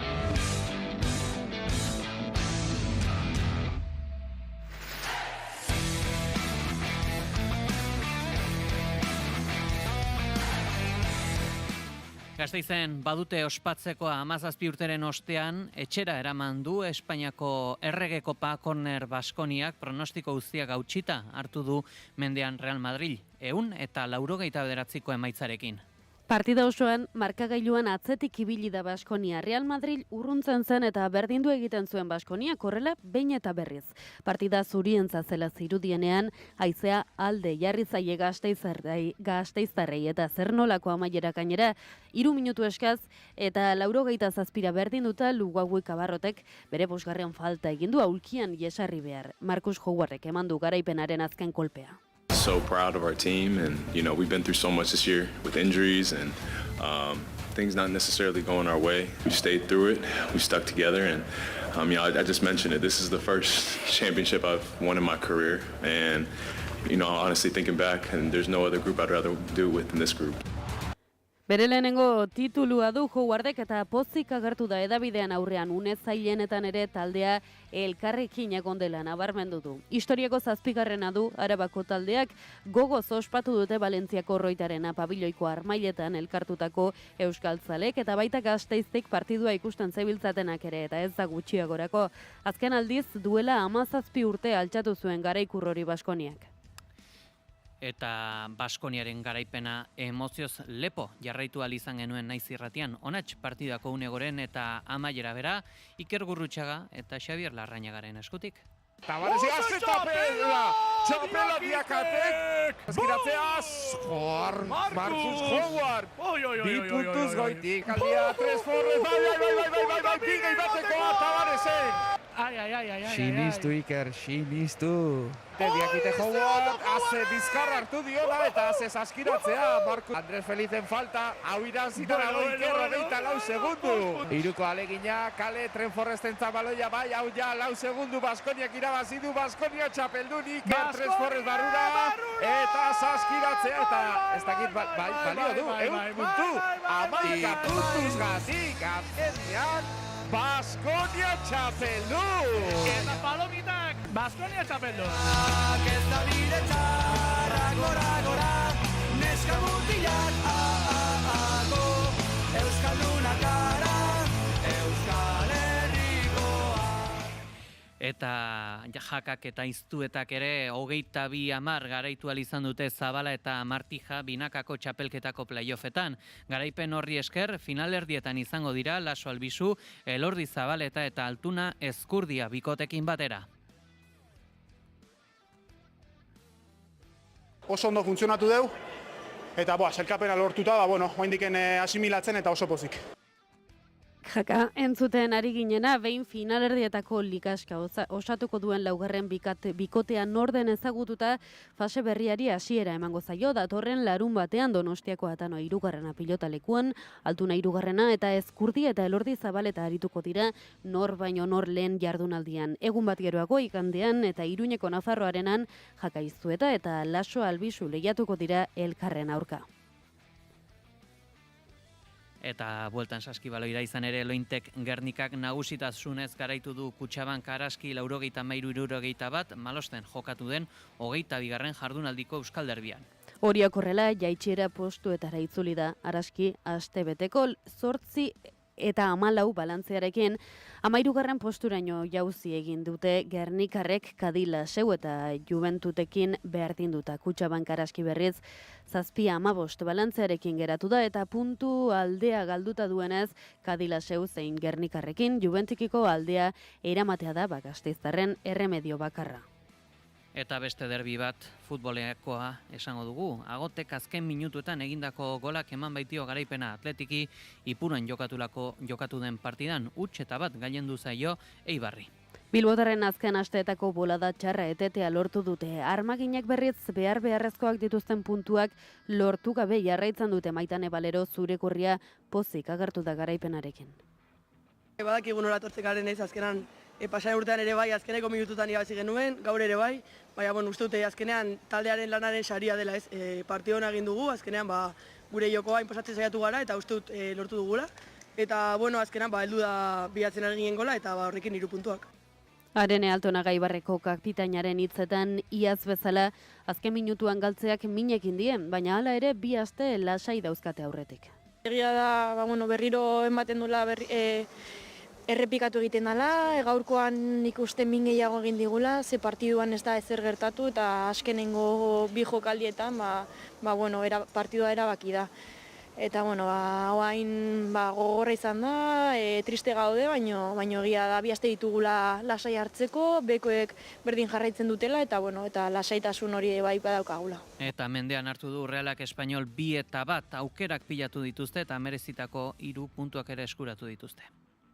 Asmatu du igande honetan Arturo Ruizek 11 sartu duen berrutasun ugarietako bat Estensoro, Zezilian ere Izagirre eta Arolarekin batera. Espainolen aurkako garaipenarekin 57 puntu lortu dituzte. 2022an lehen aldiz txapeldunen liga jokatzeko sailkatu ziren berberak. Orduan 2. postuan zeuden eta orain Real Madrilek betetzen du postu hori, baina laurkarrenarekiko duten aldea orduan baino handiagoa da. Tenerifek Valdebebasaren kontra galdu eta gero. Eta Álvaro Odriozola, jokalari txuri urdinak aurreko lotailu gurutzatu hautsita duela berretsi dute Realeko medikuek igande honetan, larun batean Obidoren aurka jokaturiko partidan lesionatu zen. Jokalariak agur esan dio beraz denboraldiari, klubak adierazi du datozen egunetan zehaztuko dela ebakuntza kirurgikorako data. Bestalde, aipatu beharra dugu ere, istiluak izan zirela larun bat arratsaldean Sadar estadioan Osasunak eta Real Madrilek jokatu duten partidaren amaieran, 2 pertsona atxilotu zituzten eta Espainiar poliziaren oldarraldian zaurituriko 2 zaleetako bat ospitalera eraman behar izan zuten. Orain, Osasunak agiria kaleratu du esanez gertakariak gaitzesten dituztela eta ikerketa agindu dute. Antzatenez, Sadarko segurtasun langileak Egoar mailara joan ziren, ustez zelaira botila bat bota zuen talde bat, zale bat identifikatzera. Ondoren, Espainiako polizia zale batzuen aurka oldartu zen, armailetan eta estadioko korridoretan. 2 pertsona atxilotu zituzten eta beste 2 zaurituetako bat ospitalera ere eraman behar izan zuten. Ohar baten bidez Osasunak gaitzetsi egin ditu Sadarren izandako istiluak eta ikerketa abiatu duela jakinarazi du. Honen kontra egin du Jupol polizia sindikatuak, errealitatetik urrun dagoen gertakarien kontakizun bat egiteagatik. Indarkorrik ere oharra kaleratu du, larun batean jazotakoa Zelaian eta Ligako gainerako estadioetan poliziak duen zigorgabetasunaren ondorioa dela esanez. Nafarroako EH Bilduk ere poliziaren gehiegizko jokabidea salatu du. Eta bestalde Sadar bizirikek kaltetutako jarraitzailei eskatu die jar daitezela plataformarekin harremanetan eta elkarretaratzea deitu du martxoaren 6 egun horretan Mallorcaren aurka jokatuko du talde gorritxoak. Notre cher petit Bayonne, il est une peña, la peña Bayona. Ils portent fièrement partout leur foulard bleu. Eta kirolen ostean esan beharra dugu ere, Baionako bestetan jotzeko hautagaitza bidaltzeko epea zabalik dela, martxoaren 5 arteko aukera dago, karrikako edo holtza gaineko musika animazioen hautagaitza igortzeko. Mila musikari baino gehiagok joik dute Baionako bestetan. Baurten, bestatzaleak girotzeko musika animazioak bidaltzeko hautagaitza zabalik daia da. Musika talde, DJ, abesbatza, banda, denek proposatu dezakete beren burua uztailaren 15-etik 19 bitartean Lapurduko hiriburuko karrika eta oholtzak alaitzeko. Horretarako, martxoaren 5 arteko epemuga ezarri dute Baionako herriko etxeak eta Baionako festen batzordeak, eta internet bidez igor daiteke hautagaitza. Bi aukeratan ezberdinduta dago, batetik kaleko animazioa proposatzeko gunea, eta bestetik oholtza gaineko taldea proposatzeko. Antolatzaileek zenbait irizpide hartuko dituzte kontuan hautaketa egiterakoan, esperientzia, estilo musikalaren eta festen arteko koherentzia, errepertorioaren aniztasuna eta kalitatea besteak beste. Les bleus et blancs de l'aviron bayonnais, jouer aura puis écarté, c'est laissé, on applaudit à vos exploits. Eguraldia eta trafikoa naiz irratian. Errepide daukien ezaloa baduguna barmentzeko jazoeraren bat une honetan? Kamioi baten matxura dela eta AP8 errepidean 52 kilometroan Kantabriako norantzan errei bat itxita dago eta 2 kilometrotako autopilaketak daude momentu honetan, eta goiko autopilaketak dituko ere Bilbo inguruan, Leioan, Barakaldon eta Galdakaon. Seguraldiari dagokionez esango dugu egun argitze ederra daukagula, ez gaude ohituak halako egun argitzeetara, baina hori bai, honek ere ekarri du zerua garbi egoteak eta temperaturek berantz egitea. Adibidez, gradu bakarra daukagu une honetan Gasteizen, 2 gradu Iruñean, 4 gradu Donibane Garazin, 6 gradu Maulen, 9 gradu Baionan, 6 gradu Donostian eta 8 gradu Bilbon. Eguraldiaren nondik norako guztiak, Iker Ibarluzeak. Asteari ekiteko eguraldi egonkor eta atseginarekin jarraituko dugu. Goizean berriro ere barnealdeko bailaretan behelaino pixka bat agertuko bada ere oso azkar jasoko du, eta behin jasostean eguraldi eguzkitsua nagusituko da, naiz eta berriro ere zeruan goio-deifi batzuk ikusiko ditugun, eta joera horrek arratsalde partean ere jarraipena izango du, zeruan tarteka goio-deifi finak agertuko dira, zeruari kolore zuriska emango diote, baina ez diote eguzkiari trabarik egingo, ez dute inolako ondoriorik ekarriko, eta giro ederrak jarraipena izango du eguna amaitu bitarte. Goiz partean ego ukituko haizeska ibiliko da, arratsaldean ipar-ekialdetik finkatuko da, temperatura minimoek eta maksimoek gora egingo dute, eta bereziki maksimoak epelak edo beropuntukoak ere izango dira urte sasoi honetarako, minimoak 2 eta 10 gradu bitartean errendituko dira, maksimoak Kantauriar isurialdean 18 eta 22 gradu bitartean, eta Ego isurian 16 eta 20 gradu bitartean, temperatura freskoenak Araba eta Nafarroa erdialdean eta Altu Xamarroden lekuetan emango dira, altuenak aldiz Kantauriar isurialdearen barnealdean eta berriro ere bereziki Bizkaian.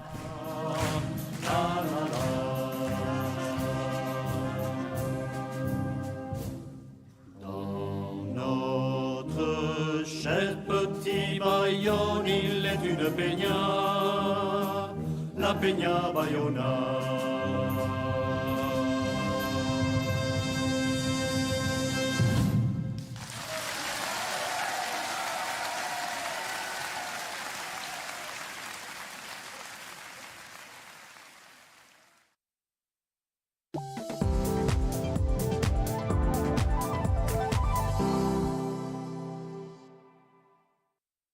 Espazio honek besteak beste termozuntzezko, aluminiozko, PVC-ezko edo egurrezko leihoak ditu, eta kanpoalderako zein barrualderako askotariko itxiturak. Alkain Hogar Hondarribian eta Astigarragan. Aholkularitzarik onena eta erantzuniko soena armairuetan, ateetan, lurzoruetan, sukaldeetan, komunetan, zeranikan. Bai, Alkainen! Hitz berdeak. Jose Azurmendi. Evangelioa San Joseren arabera. Arantxa Mikeo Arraras. Evangelioa San Joseren arabera. Ni naiz soldadua, borondatezkoa. Eta hartu nuen ezpata, burdin gorriz egina, eta 7 gizonek infernuko labean gogorki landua. Eta eman nuen gudua, atilak ezina, sartu nitzen Erroman, lehoiaren bila, eta utzi nuen mitoaren imagina. Eta ezpata hura zen satanek egina, jainkoaren lepoa mozteko adina, eta ezin kamustua, gorrotoaren mina egosia eginda zuen puntafina. Eta hartu nuen ezpata, nik lebera nuen Jerusalen galdua, nire ezpataz, zeren Daviden deinurua galdurik zegoen. Edestiak ez daki zer den Jerusalen. Ezpataren bortxaz bota nuen muroa, eta hortzetan ezpata pasa nuen fosoa. Lotan aurkitu nuen Mahometanoa, zen imoztu nion kolpe batez lepoa. Haren aurretik nintzela igaroa, emazte batek zidan eman bendizioa, eta eskatu ere hautsi niezaion destinua, beharrak desbehartu, bainitzen kruzadoa. Eta orduan, nuen ala jangoikoa norala den jainko, nola demonioa. Arriz, eraikirikan dagokion tenplua, jaunkoetzat nuen koroatu Kristoa. Langila delako eta jainko pobrea. Eta nire Kristo hau miniro beltza zen, zeren gaur arotzak, burgesturi dauden. Eta predikariek esan ez dezaten nola zaildurikan eskuak dituen.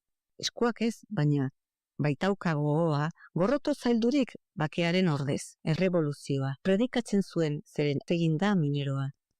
Kristo jainkoarek bere aita santu eta bere ministro ninduen nombratu. Eta nik, arrezkero, denak ditut liberatu. Inkisizio berri bat nuelako sortu, fede garbiaren kontra. Gezur bikaina da, baina hau guztia, zergaitik egia nola den egia, ezin da konfesa. Eta aurkamendia, entendi ez didanak, dauka merezia. Azten duzu kuntatzen, egiaz bai mintzatzen, nahi dinak sinetxireri, bart, lo nengoela, etorri zait etxaun, zeinek nauen ezagun, kaleretan lotua, eta gupida. Soa amorratu zen, eta Jesus lo zegoen, gizon honi zua buruko. Ikus bezan munduak nola San Jose ere, sinoptikoa den, eta nola jainkoa beti lo dagoen, eta gizonok beldur. Hau da legea, eta hau profetak. Amen. Esan dit, katetan zegoen, esan dit, munduan malerusik banitz begirade 1000 urteren galerak zuretzat dirade. Begitartean zuen ilun, ez diot nik entzun. Tumba bat nahi dit lurpian ezari, zure gorpitz kristia gorde munduari. Ez diot begiratu. Alkian jarririk ni loarazteko parabola luze bat asmatu dit gero. Aide delizius untan 2 berset gehi dit kantatu. Zeren zeruti digun jaunak mila bider, zeren demonioek diguten alaber. Zere gizon kristauek, kristau euskalduner, diguten ondatu hain maite nuen kanider. Jainkoak madarika beza, gaztalondoko topetia. Eta segitu dut bidajea, peligranejea, eta segi nuen kantsaturik hartu gabe atsedenik, haizearen kontrast beste munduraino deserri honetatik. Eta hoi, gero pentsatzen nuen, hauts ilun bat.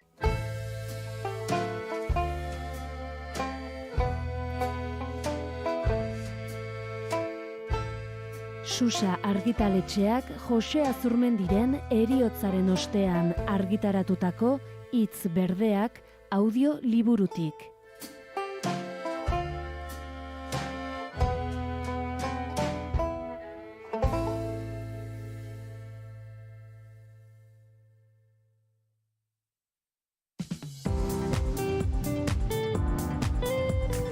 Informazioaren aria.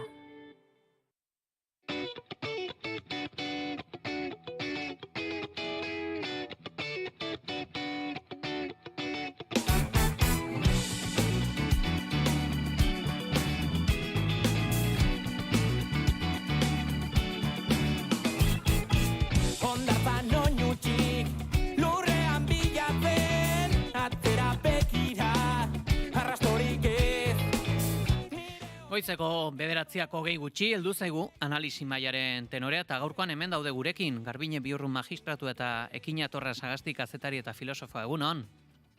Egunon, bai. Egunon, denoi, egunon. Zer moduz, frogatu duzu empirikoki eguzkiaren existentzia?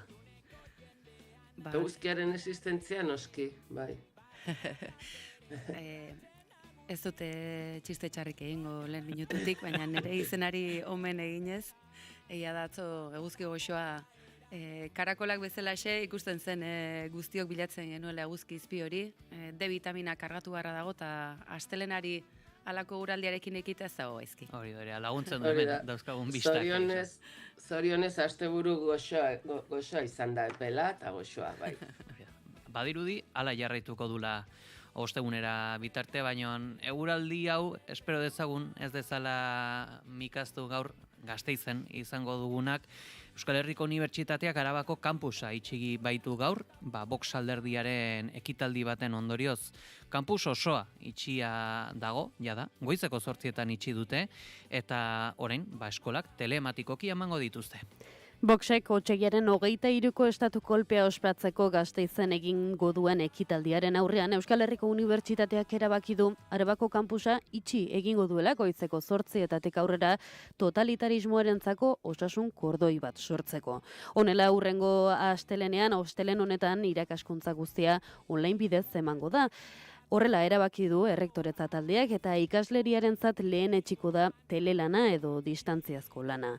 Eraikinetako sarrera nagusiak itxita daude dagoeneko eta ezingo da unibertsitate pasalekuan aparkatu goizeko 8etatik aurrera ertzaintzak itxi egingo baitu. Neurri hauek otsailaren 23rako deitutako ekitaldiak dakarren arriskuaren aurrean hartu dira. Euskal Herriko Unibertsitateetik kanpoko ekintza batekin nahastea saihesteko. Azaldu dutenez helburua da pertsona guztien segurtasuna bermatzea eta unibertsitatearen printzipioak mehatxatzen dituzten mezu totalistaristekiko osasun kordoi bat sortzea. Erabakia hartua dago, kampusa itxia dago, eta honek bere ondorioak eta kritikak ere plazaratu ditu, eragin ditu, eta jakineko nuke, ea zuen ustetan EHUko ongi jokatu duen, hori altzen hartu beharreko erabakia edo guztiz bestelako zerbait egin behar den halako egoera baten aurrean, ekin zurekin hasiko gara. Batzuk kara al sol, ez? Guk eguzkiak gurtzen du goian eta zenbaitzuk kara al sol. Iruditzen zait, eskuin Espainiarra, Vox da alderdi lotxagaben esan dezagun, baina eskuin muturra edo eskuin Espainiar hori zenbaitzuk akaso Eusko Legebiltzarrean alderdi popularrak bezala ordezkaritza dute, baina nahiko isilik daude kasu honetan, ezta? Ea iskanbila honek zer ematen duen. Uste dute Euskal Herriko Unibertsitateak eskubide guztiz dagokion botere hori aplikatuta erabaki bat hartu duela. Egia da, ikusita Gasteizen, ze triskantza gertatu zen Jaurlaritzaren esku hartze zuzena izan zuen operazio hartan, nik uste dut arrazoizkoa dela eta ez dela esageratua esatea ez dugu bazkarik emango, ez diegu bazkarik emango, gaurko egunez, ezta, otsailak 23 testu inguru honetan ez diegu bazkarik emango, eta Euskal Herriko Unibertsitateak Euskal Herriari bestelako ekarpen bat egingo dio, ezta? Eta bigarrenik segurtasun kontuak. Bingen Zupiriak asko aipatzen duen kontua da segurtasunarena, harritu egin nau, esageraziotzat jotzea eta Jaurlaritzak EHU kritikatzea, Voxek edota eskuin muturrak baimena izaten duenean halako provokazioak egiteko, ez da azkenan diru publikoaren erabileraz ari gara, hau aipatzea batzutan ez dago sobera, guztion ekarpenarekin, izugarrizko dirutza joaten delako, segurtasun kontu hauek bermatze aldera non, eta eskuin muturra halako egun batez provokatzera datorrenean. Beraz, inpresioa behintzat badut Euskal Herriko Unibertsitateak duen jardunbideari kritika egiteko joera hartu duela Jaurlaritzak, edo zein dela erabakia, eta itxura ere badu nolabait Euskal Herriko Unibertsitateak atrebentzia izan duelako Jaurlaritzari nolabait planto egiten eta aurre egiten, azken urte eta hamarkada luzeetan ahaztu egin zaigulako Euskal Herriko Unibertsitateari dagokion gobernantza eskubidea bera, ezta? Badirudi Jaurlaritza dela jaun eta jabe eta ez. Euskal Herriko Unibertsitatea instituzio garrantzitsua da Euskal Herrian eta uste dut errespetu gehiago zor zaiola eta bukatzeko erretoriak berak esan duenaren harira. Akaso gehiegizko izango da ezarretako neurria eta ikasleak etxetik lanean jartzea? Akaso bai, baina hori izan dadila euren hankasartze handiena eta ez ikusi besterik ez, sadarren zer ikusi dugun azken orduotan, badakigu poliziaren esku hartzea edota enfrentamentu arriskua dagoen uneetan, zoritxarrez, gauzak ez direla behar bezala egiten beraz. Esagerazio kontuan geratzen baldin bada, gaitz erdi. Eta ni horrekin guztiz banator. Garbine, zuk zer diozu? Ni ez nator bat erretoretzak hartutako erabakiarekin. Egia da, bi arrazoa aipatu direla, ezta? Alde batetik ultraeskuinari aurre egitea, hau da, beren erretorearen hitzetan, unibertsitatearen aurka, unibertsitatearen espirituaren aurka doazen mezuei aurre egitea, hoi batetik, eta bestetik segurtasuna mantentzea.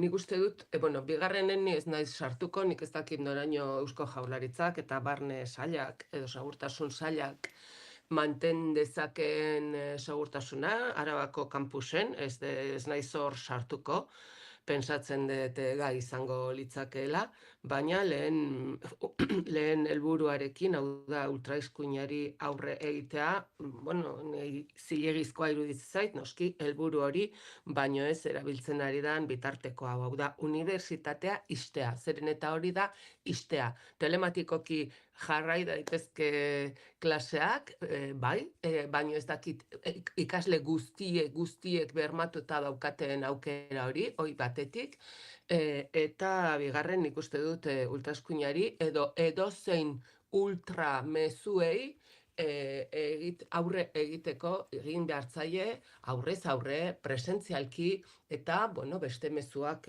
luzatuz.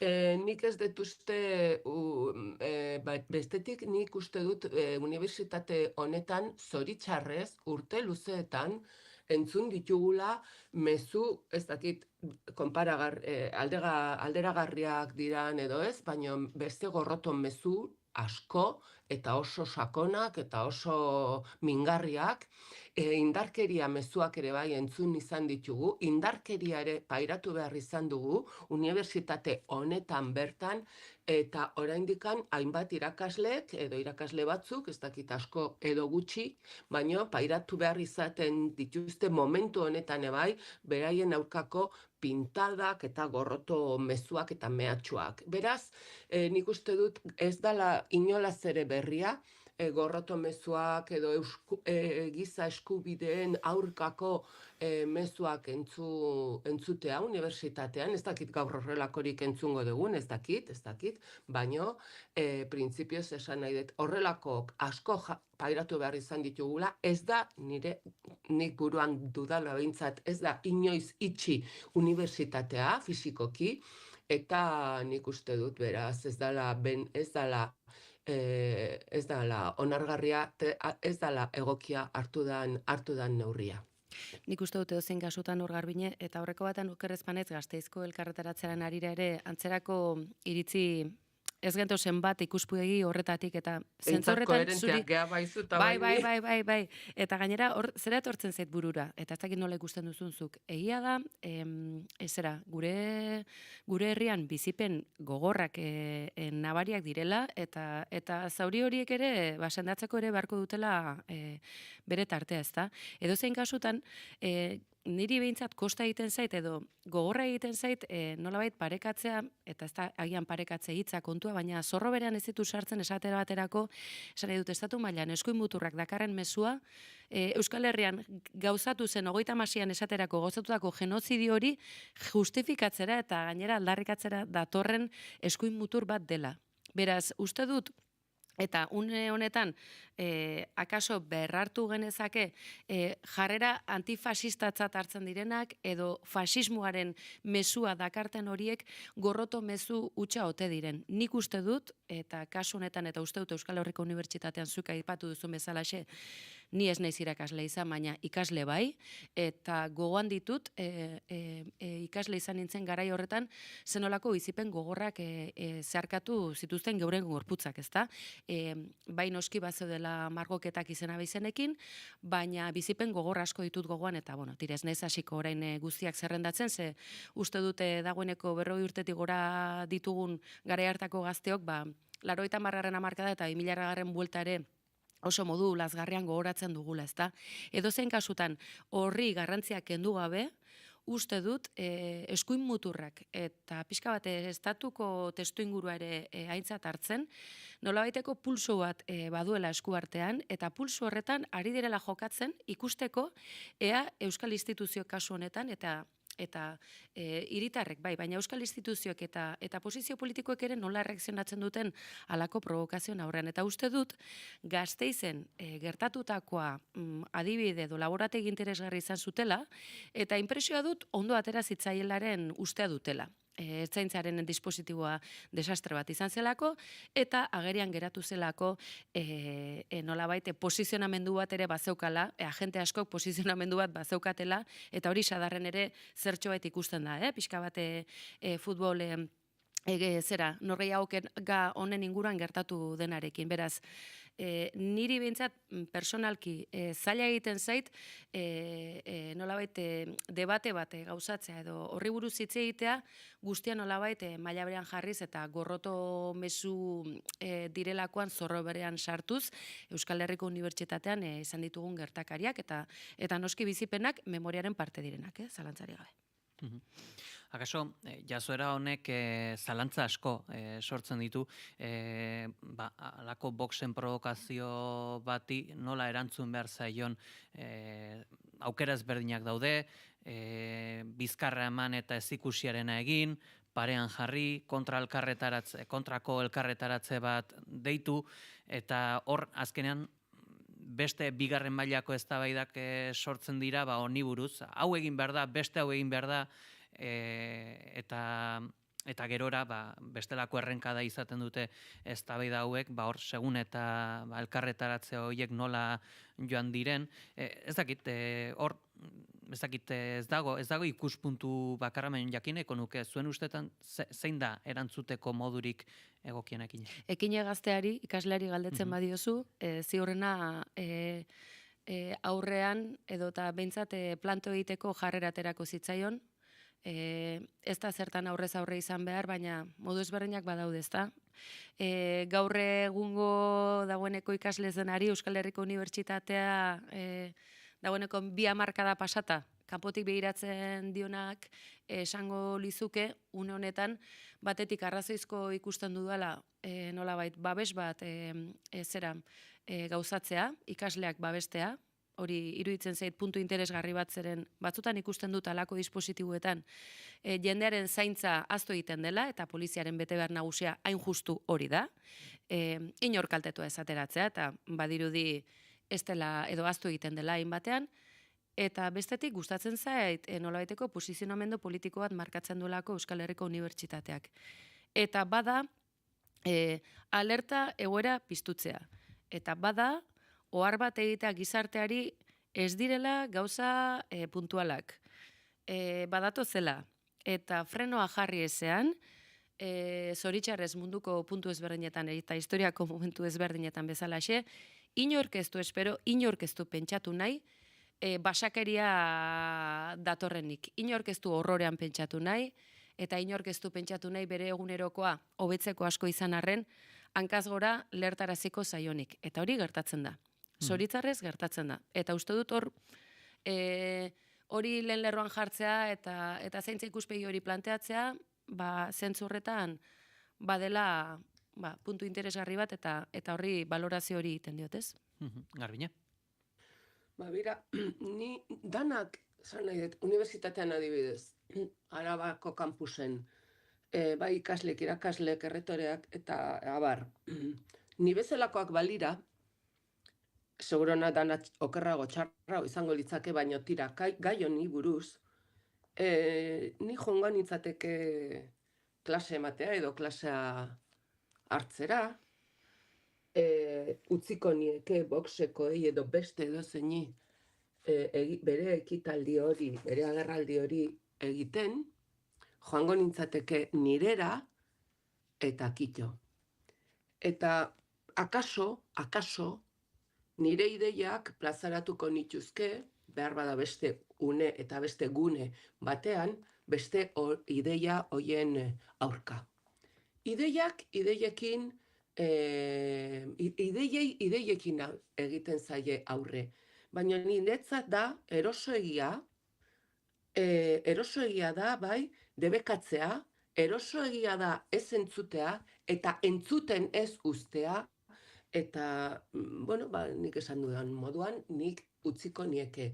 Nik beti kritikatu izan dut, adibidez, delako ezker abertzaleak garai baten beste unibertsitate batzutara, o kontzertuk ematera, edo jutezanean, estatura, Espainiara, edo beste erkidego autonomoetara, egiten zana, kantzelazio politika hori, nik beti kritikatu izan dut.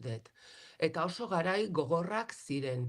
Eta ulertzekoa zan, porai, nolabait esateko porai, beste herrialde horietan, beste erkidego horietan, ez ikusti nahi ez izatea horrelako jendea. Nik ulertzen dut hori, baina alere defendatzen nuen ideiak defendatzeko aukera. Eta kasu honetan gauza bera esaten dut. Eta ez zait gogorragoa, ez zait larriagoa iruditzen Voxen programa edo Voxen idearioa, hemen entzun ditugun beste idearioak baino. Ez zait gogorragoa, larriagoa edo lekuz kanpoagoa iruditzen.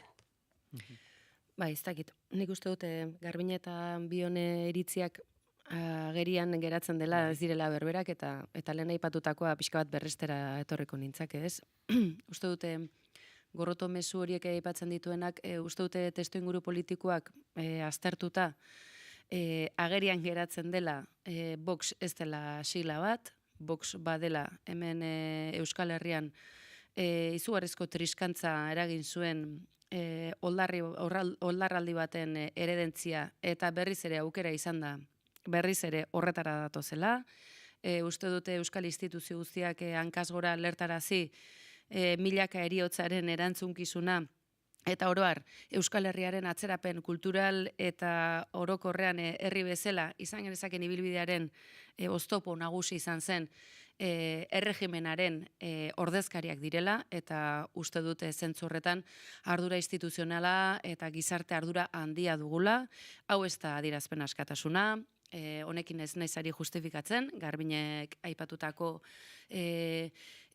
minak eta deitoragarriak izan daitezken gertakariak, ez dut hori nolabait baztertzen, baina uste dut mustroa hor dagoela, badatorrela, bizirik dagoela, ez da adierazpen askatasun kontua, eta uste dut ez dela iritzi aniztasunaren adierazle bat, eskuin muturrari ustea, nolabait bere iritzia aurrean duen guztia aurretik eramateko inolako arazorik ez duen erregimen bat nolabait Euskal Kaleetan plazaratzera etortzea, ez? Eta berriz aipatzen dizuena, eta ez naiz luzatuko ez dizu etxaparik emango, baina uste dute gatazka politikoek eta oroar bizipenek badutela dagokien tartea, ez dut hemen ezerri ez da nola esan, garrantzirik kentzeko eritzi edo joerarik aurkezten, baizik eta kezka bat, eta kezka hori da, Vox, eta uste dut Vox hitza erabiltzeak ere nolabait garrantziak kentzen diola kontuari, nik eskuin muturra ez dut Vox bakarrik aintzat hartzen, eskuin muturra bada Alderdi Popularra eta Voxek osatzen duten bloke hori, ez dezagun ahaztu, eta zentzu horretan, eskuartean dutena, ez da ez txantxetako kontua, eta dagoeneko imintzio batzuk ikusten dira, dialektikoki goia jota dabiltza, eta alerta maila hori, estatu mailan berpisten saiatzen ari diren hori, uste dut Euskal Herrian zoritxarrez ondotxo ezagutzen dugula, eta horren aurrean instituzioak bestelako ardura batez jokatu behar dutela. Eta aipatzen nizuen lehen ere, uste dute Jaurlaritzari ez dagokiola Euskal Herriko Unibertsitatea kritikatzea, baizik eta halako gertakerei aurre hartzea. Eta uste dut ez dela aurre hartzen ari, eta kudeaketa tira. Ez da izaten ari inondik inora eredugarria. Bi gauzatxo, batetik argitzeko ekinen, nik ez ditut nire minak aipatu, Nik ez naiz mintzatu mina aipatzen. Edo nire minak, baldin badaukat ere, ez dakit, hori ez detu hain esango, nire minak ez nau eraman hori esatera. Bestetik, ekine galdera bat, zuk ustezu Vox debekatu behar dela? Vox alderdi politikoa? Zeren eta garai batean, hemen alderdi bat debekatu zanean, alderdi legea aplikatuz, ni adibidez horren kontra nengoen. Baina iritzi berbera daukat gaur egun. Eta orduan, debekatu zan alderdi ura oso gertu zegoen indarkeriatik, eta oso gertu zegoen hainbat hilketarekin. Eta nik nengoen debeku horren aurka. Zergatik, ideiak ezin direlako debekatu, ideiak plazaratu egin behar dira, eta ideiekin irabazi behar dira. Beraz, nik hor bai parean jartzen ditut biak adibidez, eta galdera hori luzatzen dizut. Eta beste edozeini, debekatu behar alda Vox alderdia? Garbine, ez dakite agian ez naiz berbezela azaldu, eta minena aipatzen nuen modu generikoan gainera, esan nahi dute herri honetan min asko dagoelako, esan nahi dute batzutan adirazpen edo kokapen edo posizio edo analisiak ere, ein handi batean ere bizipenekin ere zer ikusi dutelako, ez besterik, ez dute nolabait personalizatu nahi izan, beraz, zentzurretan, Konforme eskerrik asko. nere barkamenak, bai, etzi joan hortik. Eta gero galdera zuzenari dagokionean, Vox debekatu behar ote den. Ez dakit horri gainera zuk zeu galdera luzatuta, ez dozu ataka errezean jartzen. Edo zein kasutan, pixka bat aurretik aipatu dunaren arabera. Ez dut uste hemen zera legez kanporatze kontua denik hemen gakoa, baizik eta zer gertatzen ari ote den Espainiako estatuan, ustez, demokrazia aro honetan, bapatean, denok jabetzen hastea, bapatean diote ironikoki, frankismoak bizi-bizirik segitzen duela, eta ara non eta demokraziaren aro honek nola ez duen egin bidea euren begi honetik, orain bapatean arazo baten aurrean gaude, ez? Demokrazia arauekin jokatzen duten alderdi horiek nolabait etxaitzat eta edozein eskubide aintzat hartutakoak eta adierazpen askatasunaren baitan kokatutakoak edota norbere askatasunarekin lotuta daudenak nolabait airetik lehertzeko prest dauden, ez? Beraz, ez dut uste legez kanporatzean dagoen gakoa, baizik eta zer gertatzen ari ote den eta zergatik sentitzen duten alfombra gorriaren gainean dabiltzala, besteak beste, Euskal Herrian halako ekitaldiak egiteko, edota parte hartzen ari den edo zein gobernutan egiten ari diren basakeriak edo iragartzen ari diren basakeri horiek halako bide librea izateko, berez demokraziaren arauen baitan jokatuko balute bezala, beraz. Ez dizut erantzuten, baizik eta testu inguruaren kezkatik nire analisia berez ere kokatu, ezta?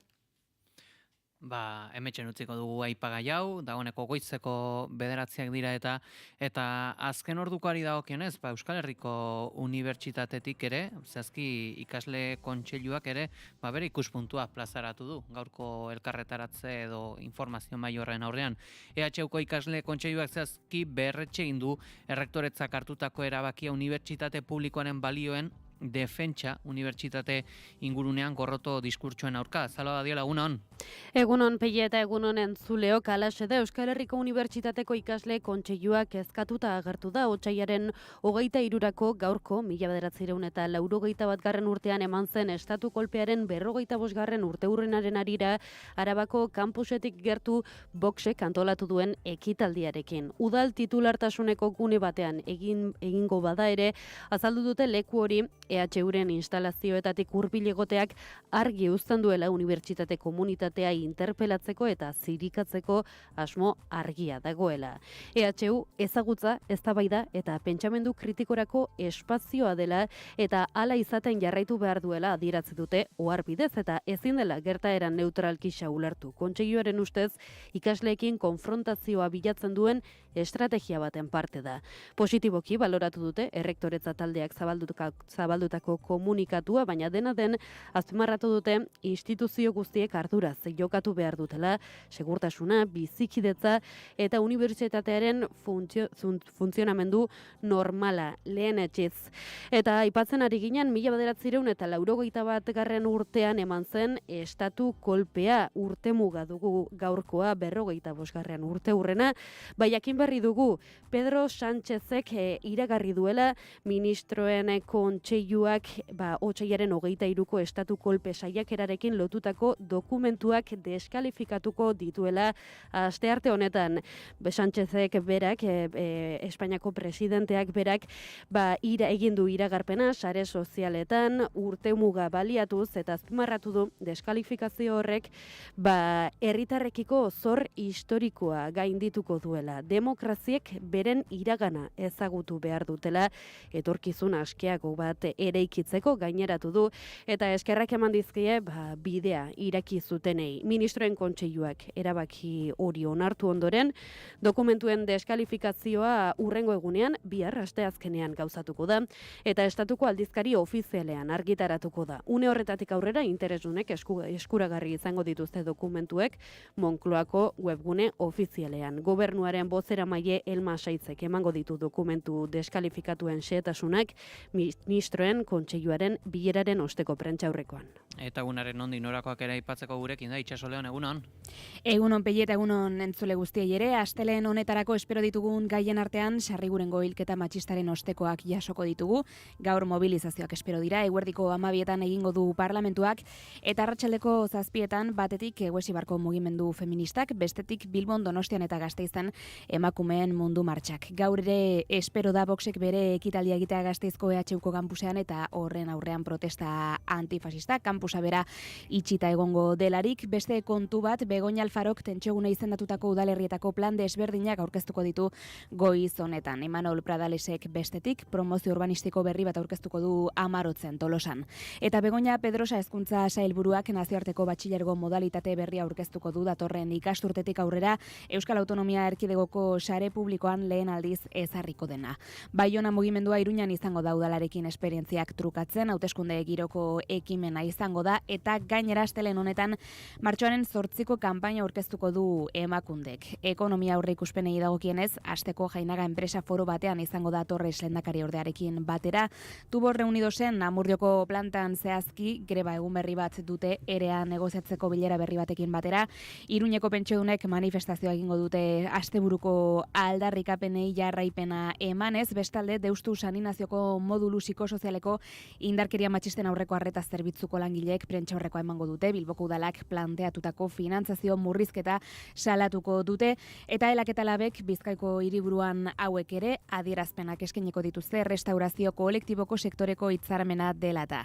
Ekonomia eta kultura uztartuta aipatu behar da ere teknikariok taldeak Lab Comisiones Obreras UGT eta SKarekin batera prentsaurrekoa eskainiko dutela sektoreko langileen egoerari buruz eta amaitzeko azken kultura ipagai bat Maite López Laserasen Zirtak Su liburuaren aurkezpena izango dela gaur goizean. Hoiek astelen honetarako gaiak. Oso, eskerrik asko Itxaso. Gero arte Pei.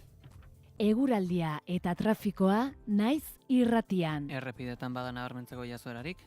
Bai, kamioi batek matxura izan du gaur goizean, AP8 errepidean 52. kilometroan Kantabriako norantzan, errei bat itxita dago eta 2 kilometrotako autopilaketak ditugu oraindik eta aipatzea ere, ohiko autopilaketak ditugula Bilbo inguruan, Leioan, Barakaldon eta Galdakaon.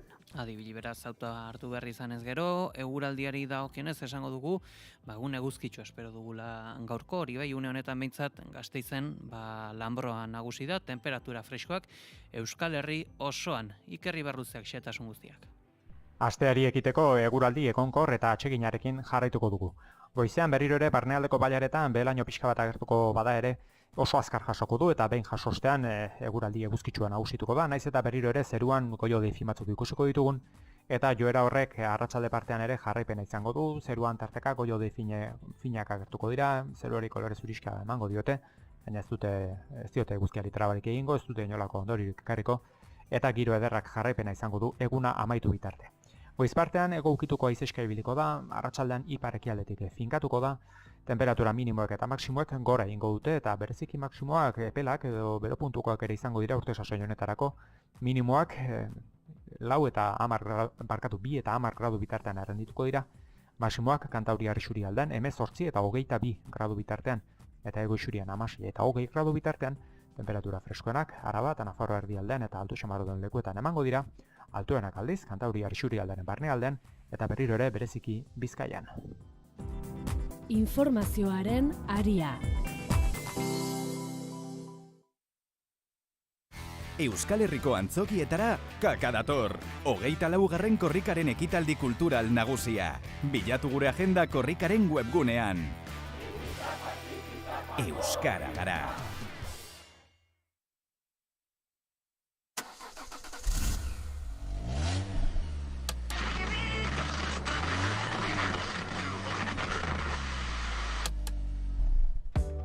Irratia kotxean argi eta ozen entzun nahi duzu, 2 urratsetan egin dezakezu.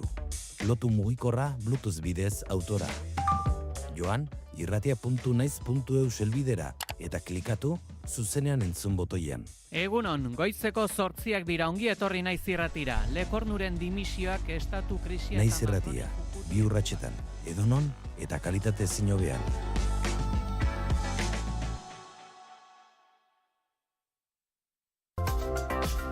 Kultura eta hizkuntza politika sailak, hizkuntza politikarako sailburuordetzak diruz lagundua.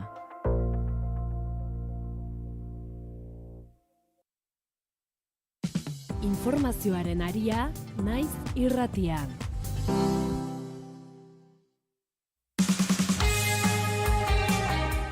Goizeko 9 eta 11 hemen jarraitzen dugu Naiz Irratian informazioaren arian, analisi mailaren tenorean eta azpimarratu dugu azken orduko hori, bihar bertan desklasifikatuko dituzela, otsailaren 23ko estatu kolpe saiakeraren dokumentuak, Tejerazoaren dokumentuak, asteazkenetik aurrera kontsultatu ahal izango dira eta bihar gauzatuko den ministroen kontseiluaren ostean, Elma Saiz gobernu bozeramaleak eskainiko diztu dokumentazio hoien bueltako xehetasun guztiak.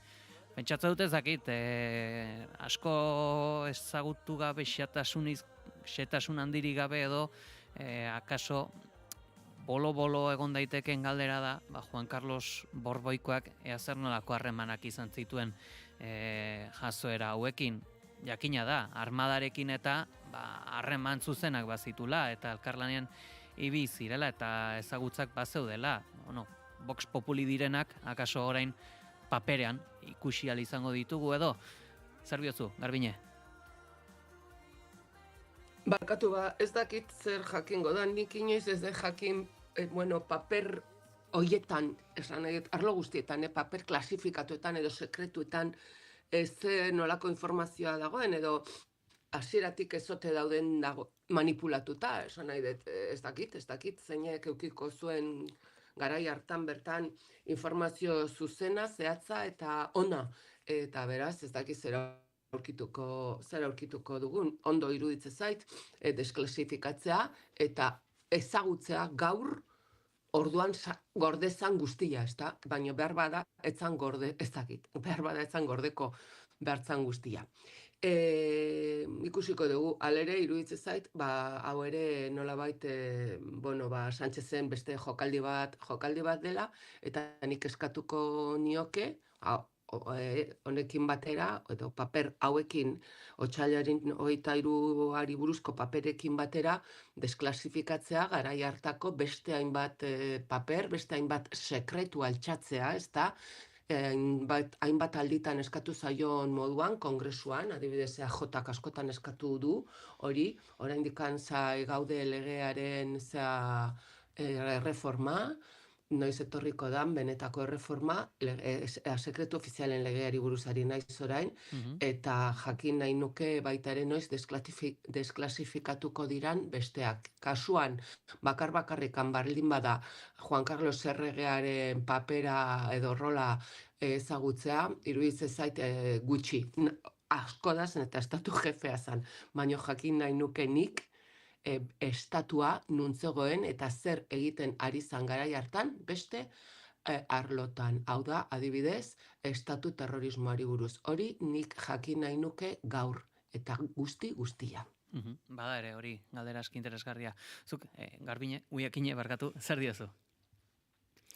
Lehen esan dakoaren aritik, hau ez da estatu demokratiko bat, ahalegina egiten dutela batzuk, ez dut hori zalantzan jartzen, baina ez dakit, 23 F honetan oraindik jaiotzeke nengoen, ez nahi zain gaztea, baina tirakas honetan esan nezake jaiotzeke, baina etxean ondotxo ezagutu duen data da, eta data hau, ez dakit badu tragikomedia ikutu bat, ez? Ze jaso ditugunak, ez? Txuri beltzeko zerak, eta nola Espainiako Kongresuak bere kapitulu berezienetarikoa nola bizi izan zuen, ez? Eta gaur egun, zoritxarrez, ze gauzak entzuten diren, ez? Eta pixka bat horregatik asaldatuta sentitzen naiz, ez? Nola baite ustezko joko demokratiko honetan, Andaluzian esate baterako sexu hezkuntzari buruzko liburuak erretiratzen hasiak diren, ez?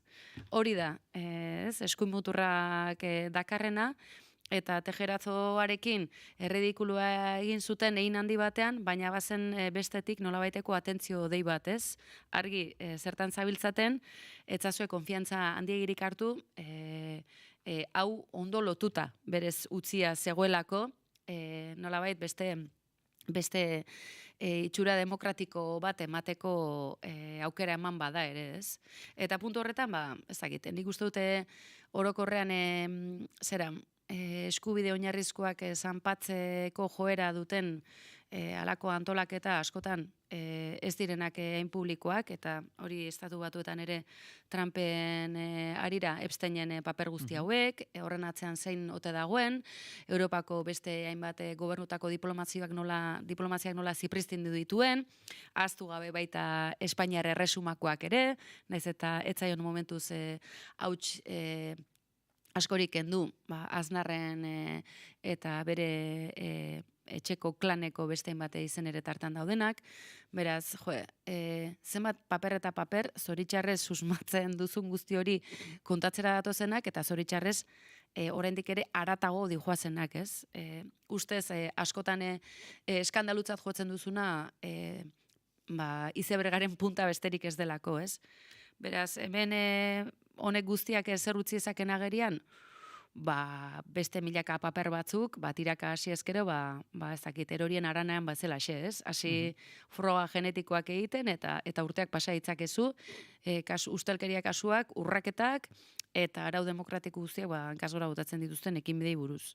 Hori da azkenean ustelkeria, eta hori da azken batean, zoritxarrez, Euskal Herriari dagokiogunean, gainean dugun gobernantza autoridadea, ez? Beraz, interesarekin eta ea zer dakarren honek, ikusita ze testuinguru konpulsoa daukagun, zoritxarrez kezka puntua datorkit, eta estatu batuetako auziak hori uste dut nolabait arrastori uzten duela, astakeria politikoak eta giza basakeriak agerian geratuta ere, gehiagizko iruditzen zegula eta ez gaudela nolabait prest, guzti hori nolabait asimulatzeko eta deskonexio arrisku bat ere badakarrela, ez? Pixka gizartean antzematen dugun hori,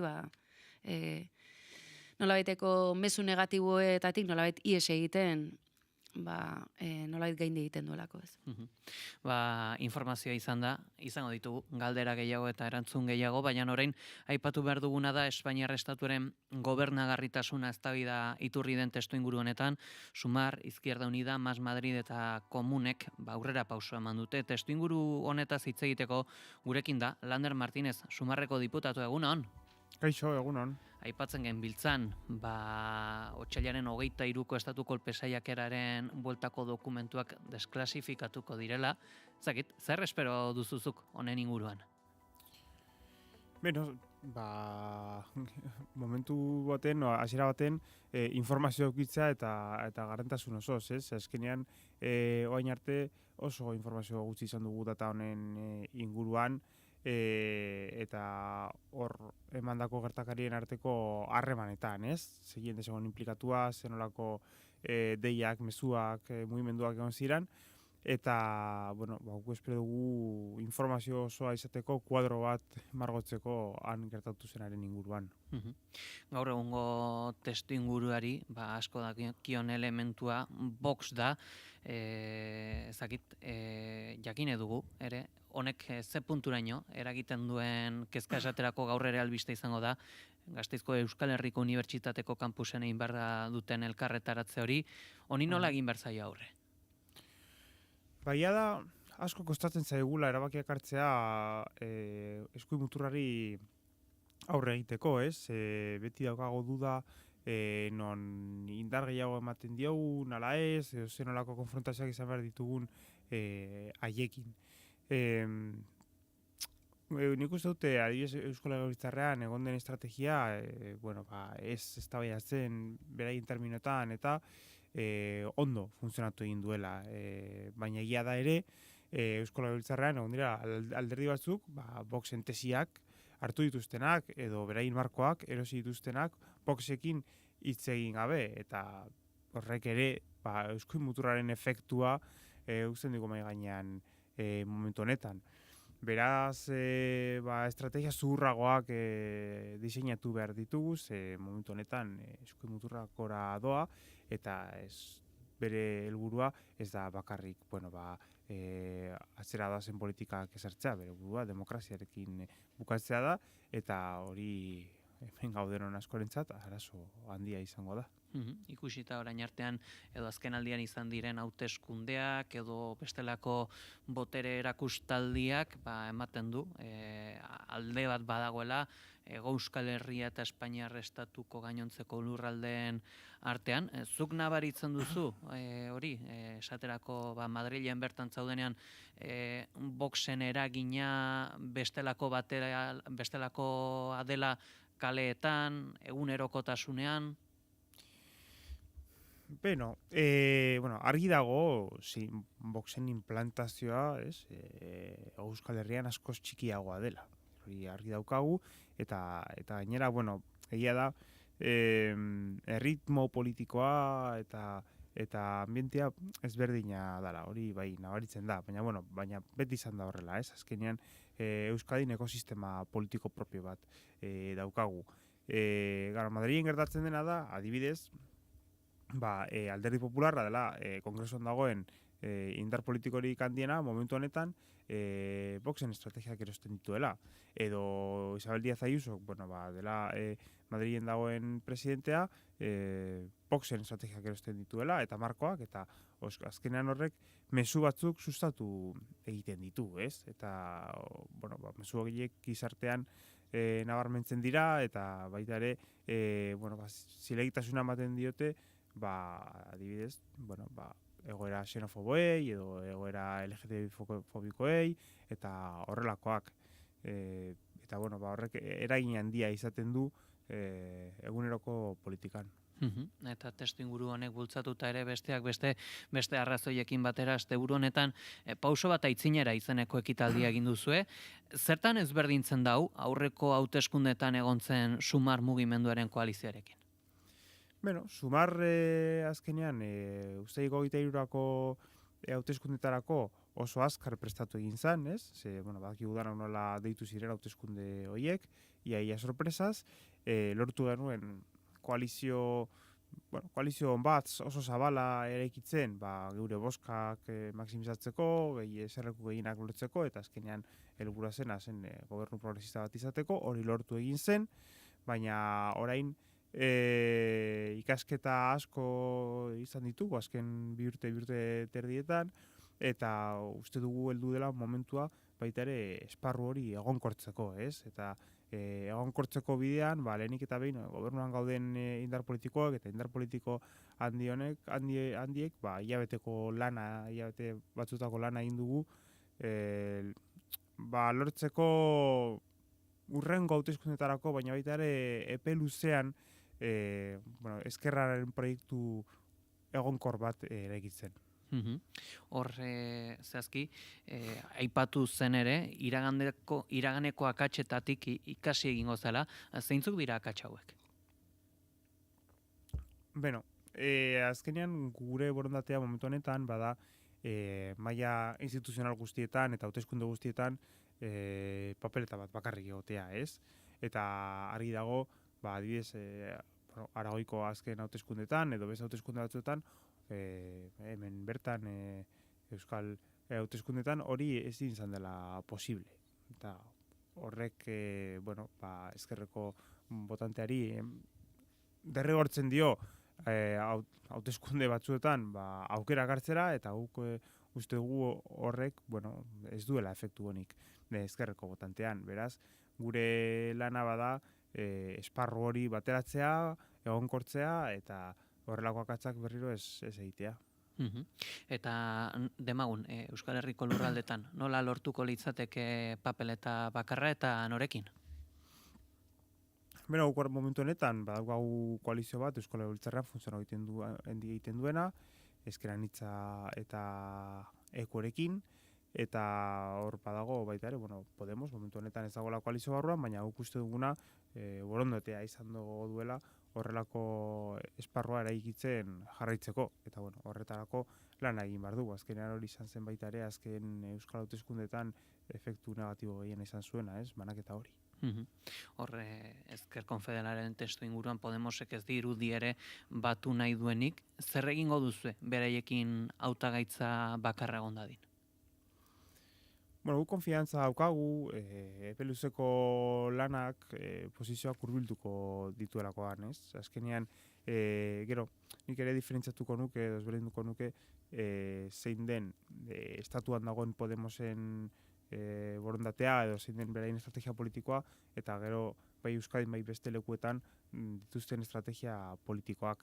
Baina, nik uste dut, beti lortu dezakegula bateratzea geure autogaitzak, eta hori da esertzea lasai-lasai, hitz egitea helburu politikoaz, hitz egitea proiektu politikoaz, eta ikustea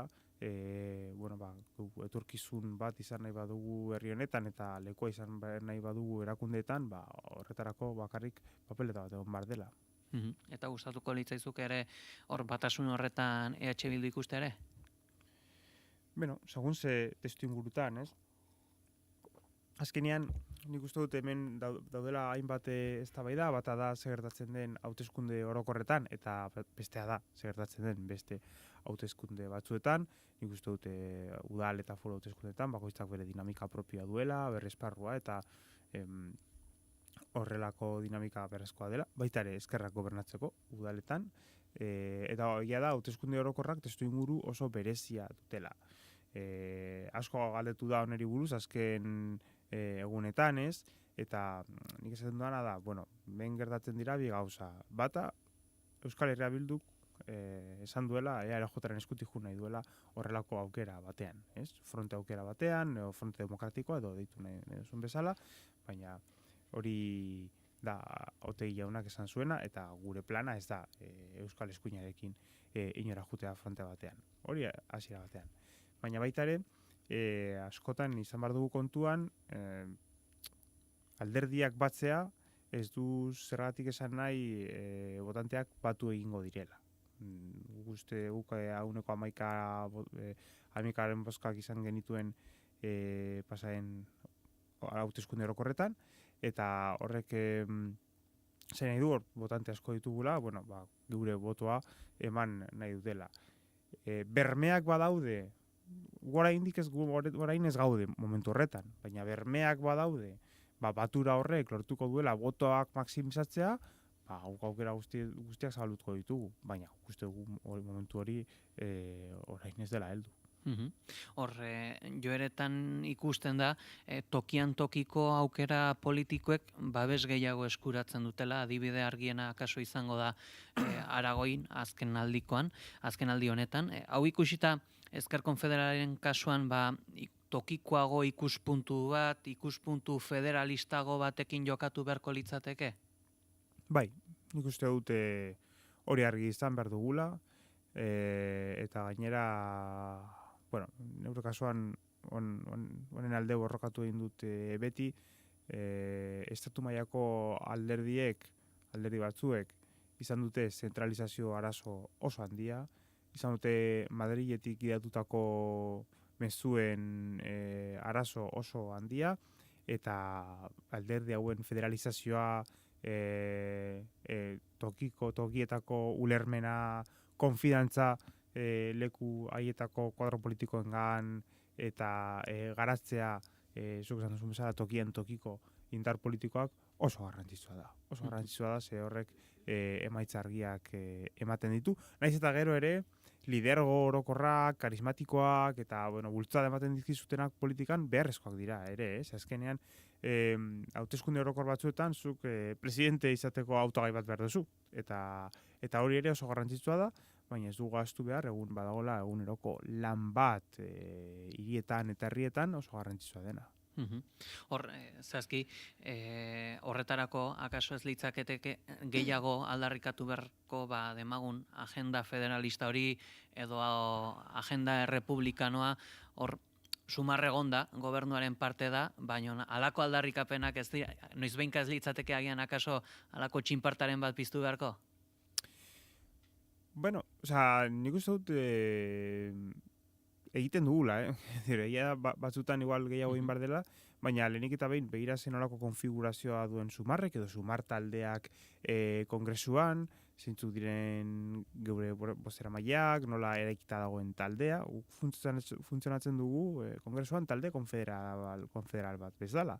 Eta adibidez, prentsa horrekotan, baitz egiten du bozeramaile nagusiak, katalanak, aragoidarrak, valentziakoak, orduan, horre egiten dugu lan bat, naiz eta Madrileko bai prentsaren eta bai politikaren tendentzia beste bat izatea, eta guri ere hori gogor egin zaigu, oso zaila da azaltzea leku batzutan bitu, gu funtzionamendu konfederal bat daukagu, nazioan hitza, eta batzutan ez du bakarrik pertsona batek hitz egin dute hainbat pertsonek.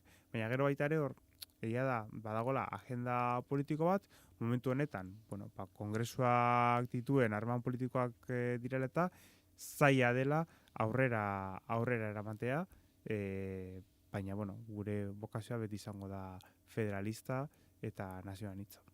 Hor, Gabriel Rufianek berrik ere proposatu zuen, babestuenek aurre hartu berzutela eta hauen inguruan konfluentziak sortu. Zer iruditzen zaizu proposamen hau?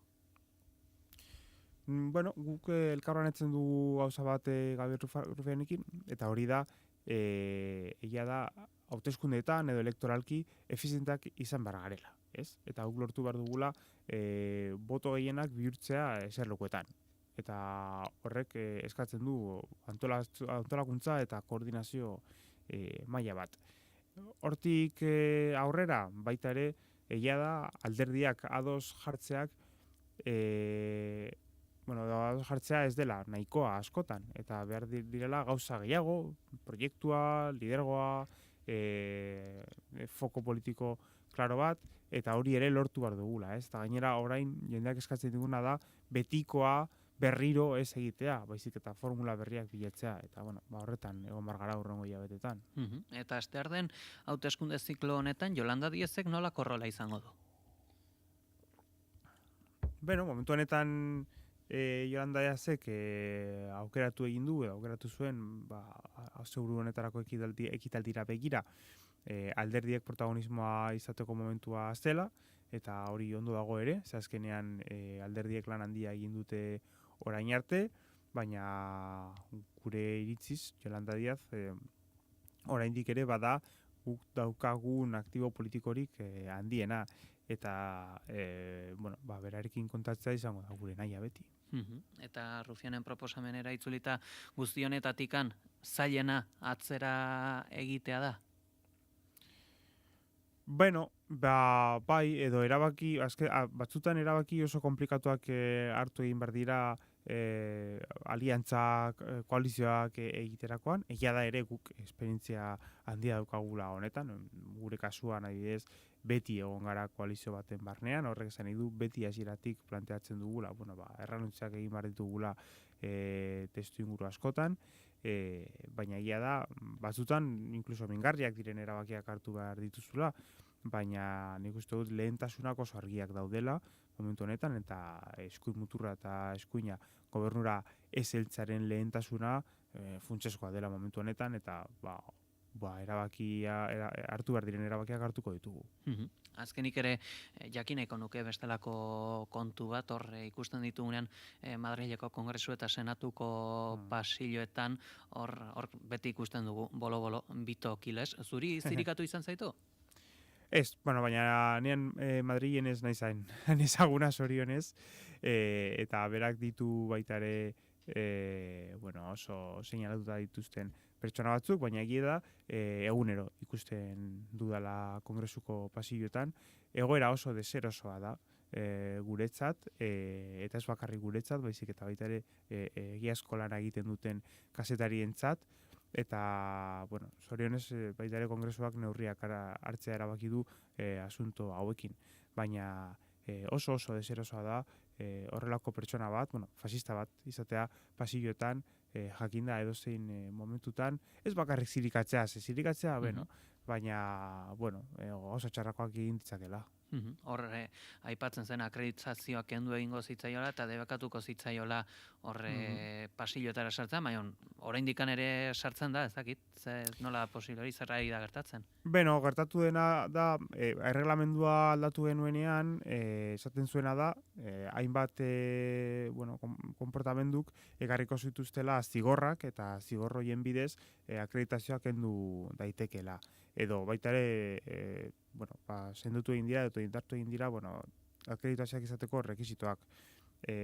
Horrek baita ere, ekarri gaituena da, gertatzen ari ziren hainbat gauza, orain gertatzen ez direla. Eta, pertsona hauek ere saiatzen ari dira, zigorra ez jasotzen. Naiz eta, orain duela gutxi zigor bat jaso egin du Bito Kilesek.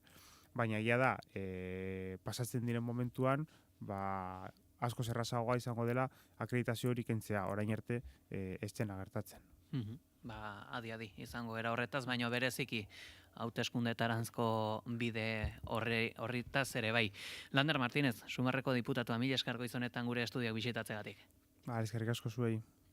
Goizeko 10:25 gutxi eta Ekine eta Garbine. Jakin nahi dut, zer iruditzen zaizuen esandakoak. Zehazki, hauteskundetan efizientea izan behar dela aldarrikatu digu Lander Martínez diputatuak. Baina noski, hori Euskal Autonomia Erkidegoari dagokionez, ala Nafarroari dagokionez, ala lurraldetasun bakoitzagaritik, ez da kontu erresa, Garbine. Ez da erresa, batez ere, arrazoi desberdinengatik, batetik, adibidez, Erkidego Autonomoan, Euskadiko Erkidego Autonomoan, lehen ezker indarra izango litzakelako EH Bildu. Eta nik ez dakit, mugimendu hau ez dakit izena daukan, Sumar gehi Els Comuns, gehi Mas Madrid, gehi zein da bestea, ezker batua barkatu Izquierda Unida, ez dakit mugimendu edo plataforma edo talde hori preste ongo litzatekeen ez aurkeztera, ez da, hemen, eta EH Bildu bakarrik ustea ezkerrean. Hori izango litzateke Rufianen plana, ez da, eraginkortasuna hauteskundeetan ahalik eta eraginkortasunik handina lortzeko hori izango litzateke. Hori batetik.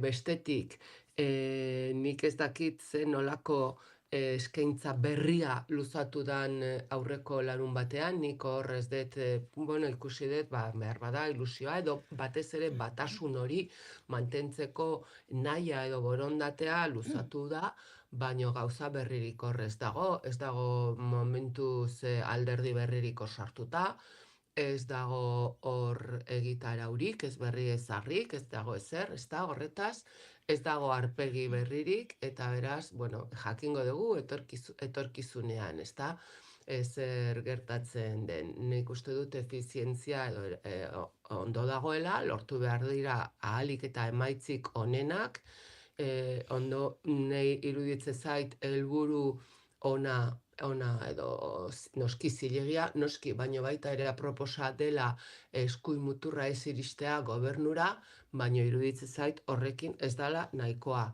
Horrekin ez da jendea ilusionatzen, edo horrekin bakarrik ez da jendea mobilizatzen. Batez ere, eskerrak herritarroi ematen badizkigu, erantzunak ematen ez badizkigu, erantzunak, aukerak eta barrematen ez badizkigu, jendeak beste nunbait bilatu beharko ditu edo bilatuko ditu orain arte zoritxarrez gertatzen ari da bezala.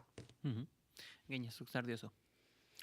Ba, egia esan da, Garbiñek aipatu duena, zer dagoen, teloi honen atzean baldin badago, ezta? Orduan, premia badagoela, nik uste dut, eta gaur goizeko analisian zehar hainbatetan aipatu duen kontua badela, edo ni behintzat aipatu duena, eta da faxismoari aurre egitera datorren edozein ekimen ongi etorria, ezta? Izan eskola ustu eta telelana egitera bidaltzea zure ardurapekoak, edota salatu, esate baterako, sadarren gertatu dena, asteburu honetan, antza Real Madrilen aurka, hain ondo eta partido sutsuaren ondotik, baten batek erabaki zuelako beste behin ere Iruñean, hiritarrek egurra jaso behar zutela, doan, ustez plastiko botila huts baten batek jaurti zuenean, eta estadioetan, ez dakit, norbere edozein eusagorri fisiko eske halako zehaztasuna du, nahi izan ezkero edozein ekimen administratibo ere zezaketela, edo atxilotze bat inkluso, edo komisaldegira deklaratzea ditu nahi zutenean, ez? Baina ez, gauza da indar erakustaldiak ematea, ez? Orduan, faxismoak adierazpen ezberdinak dauzka, zoritxarrez, eta estatuan Euskal Herriare laborategi izaten segitzen dela hori ere agerian geratzen da. Eta kasu honetan, Iruñean, Nafarroa, kasualidadea. Eta 23 F-arekin lotuta Euskal Herriko Unibertsitatera Gasteiza, hor ere beste pista bat, ezta? Uste dute egoera honek arrisku puntu handia badaukala, eta horri aurrea hartzeko ekimenak guztiak beharrezko izango direla. Hau guztia esan da, gatozen pixka bat proposamen hori gertuago aztertzera. Eta zalantzak orduan sortzen zaizkigu, ezta? Aipatzen zuen Martinezek, ezker federala eta nazioan hitza aipatu du, ezta? Eta hori, Sánchez presidenteak edo lehen ministroak, segun nondi begiratuta, aipatzen duena ere bada, ez? Eta akaso horrekin ere dago hain zututa eskuina, eskuin muturra, eta horrekin ere badatoz nolabait errekonkistara, ezta? Orduan, egoera hori aintzat hartuta, zer da zehazki plantatzen dena hemen, ezta? Ze, une honetan, nolabait estatu mailako ordezkaritza nahiko anitza egon badago, eta joko politiko nolabait interesgarria gertatzen ari da, ezta? Eta horren adibide bada Katalunia, noski Ego Euskal Herria bi zatitan banatuta ere, eta zergatik ez, baita Galizia bera ere, horre ordezkaritza politikoak erantzematen dira, beraz. Ezkerreko mugimenduak faxismoari aurre egiteko prest daudenak, edota nolabait galga lanetarako prest berriz ere, ez gaitezen ustezko demokrazia aro honetatik atzerago dauden garaietara salto egiteko arrisku horren aurrean jartzeko prest daudenak, hor nola artikulatzen da hori? Zalantza handiak sortzen zaizkit, lista nolabait bateratu bat planteatzea guzti horretarako, ze horrek batetik norgeiagoka eta iskanbila politikoa badakar, eta zer esanik ez dagoeneko nolabait sendotasuna duten ordezkaritza politikoi dagokienean, ze ez dugu ahaztu behar Euskal Herrian esate baterako, zoritxarrez, ez dut gauza ontzat hartzen, Podemos Sumarrek egindako ibilbide azken urteetan, nahiko negargarria da, eta estatu mailan Euskal Herria Bilduk, Eskerrak eta inkluso Eusko Alderdi Jeltzaleak ere bate egingo balute, sortu ezaketen blokearen indarra edo ordezkaritzak, zer ikusirik ez dauka Podemos Sumarrek momentu honetan Euskal Herrian daukatenarekin, ez? Beraz, guzti honen seriotasun maila non dagoen, ez dakiten nolabaiteko marketing jokaldi bat, marketing politikoaren jokaldi bat, eta helburua ez du zertan txarra izan, eta bada nolabaiteko hartarazpen bat desmobilizatuta dagoen sektore horri, nolabait, naiz eta egun indarran dagoen sistema parlamentario monarkiko honetan sinisten ez duenari ere, nolabait xaxatzeko eta esateko argi badatozela, badatozela eta benetan badatoz, eta horregatik aipatzen nuen, estatuan osatuko diren erkide autonomoetan Vox gobernua sartzen denean dagoeneko ikusten ari garela zer dan datorrena, eta horren aurrean joko parlamentario horretan, sigla festa horretan nolabaiteko elkar adoste bat egon beharko litzatekela. Orain, hortik zer sortu daiteken, ez dakit nik ez den oso modu harinan geratu, eta hain ez dakit, olako osona izan duen nolabaiteko argerpen publiko horrek ez dakit bat nik aurreikuspenak bete dituen. Susmatzen dut, eta pixka bat saretako erreakzioa ikusita, basamortu politikoan dauden lurraldeetan ondo hartua izan den proposamena izango da ziur, orain, indar antifasistak nolabait osasuntsu dauden lurraldeetan Euskal Herriarena esate baterako, Voxen ordezkaritza ia aintzat hartzekoa ez dena, ez baldin bada, antolatzen dituzten provokazio, mobilizazio hauengatik, bazenola ikusten den proposamena, ez? Konplexua. Garbine, azken galdera baterako baduzu tarterik? Bai, zaineon. Tita batean. Barkatu. Hor, ekinez, zuk aipatzen zenuen hor, badatu zela, eta hainbat politologok ere jada esaten dute badatu zela horrek bozkatzailearen gan ez duela eraginik. Horregatikan Landerri ere galdetzen nion, txinparta sortzearen garrantzia hori, agenda markatzearen beharra, izango litzatekela horren izen teknikoa, eta horregatik aipatzen nion, propioki lurraldetasunari dagozkion kontuak, edo errepublikanismoari dagozkion kontuak. Adibidez, Podemos sumar mugimendutikan banatu ostean, horre hainbat unetan, izan du, gobernuarekiko konfrontazio une batzuk edo markatu zuen ikuspuntu ezberdin bat NATOko finantzaketari buruz, hor sumarrere kritiko izan zen, eta ikusi zen horre kritiko atera izanagatikan horre agenda markatzen zela. Ez dakit, ariketa hau gehiago egin beharko litzateke, horre paparra atera alizateko, eta gero horren bueltan ere ikusita agenda markatzen dela, bestelako alternatiba bat proposatzen dela, bide horretatikan sustatu orain proposatzen den ilusio hori eta ez badato zelatikan, baino, zer diozu, Garbine? Bueno, lehena esan dut, hori ez dala nahiko mobilizagarria, ez dut uste horrek bakarrik, badatozela horrek bakarrik mobilizatuko duen jendea. Nik uste dut beste zerbait behar dela. Eta behar bada, parekatu edo alderatu beharko genituzke azken bi gobernuak. Hau da, sumar, alderdi sozialistarekin sumarrek egin duen koalizio gobernu hau, oain indarrean dagoena, edo horrekoa Podemosekin, ezta? Nik uste dut hor badaudela aldeak, egontzala beste mugimendu bat gobernuan aurreko legealdian, orain ez dagoena. Eta alere badirudi baita ere, adibidez, alderdi sozialistarekin gobernu barruan badaudela liskarrak edo daudela zailtasunak hainbat ekimen legegileak eta aurrera atera ahal izateko. Nik uste dut hortan datzala eta lenguan belarrari, ustez belarra zala, esan zuela, ez da? Esan zuen entzun nion, esanez, gehiago egin dutela 4 diputatu, Podemoseko, ausartak, 5 ministro, baino gobernuan sumarreko ministroei buruz ari zan, ez da? Eta nik uste dut hori ere zaindu egin beharko litzatekela, adibidez, larun batean Madrilen talde horrek, plataforma horrek egin zuen ekitaldian, etzan ezer aipatu PSOE-ri buruz, etzan PSOE-ri buruzko kritikarik egon, eta nik uste dut hor ezkertiarrak diren hainbat, ezkertiarra den hainbat jendeak hori ere entzun nahi du PSOE-ri indikan falta zaiola, ez da, ekimena hainbat arlotan, eta falta zaiola hori puntu bat.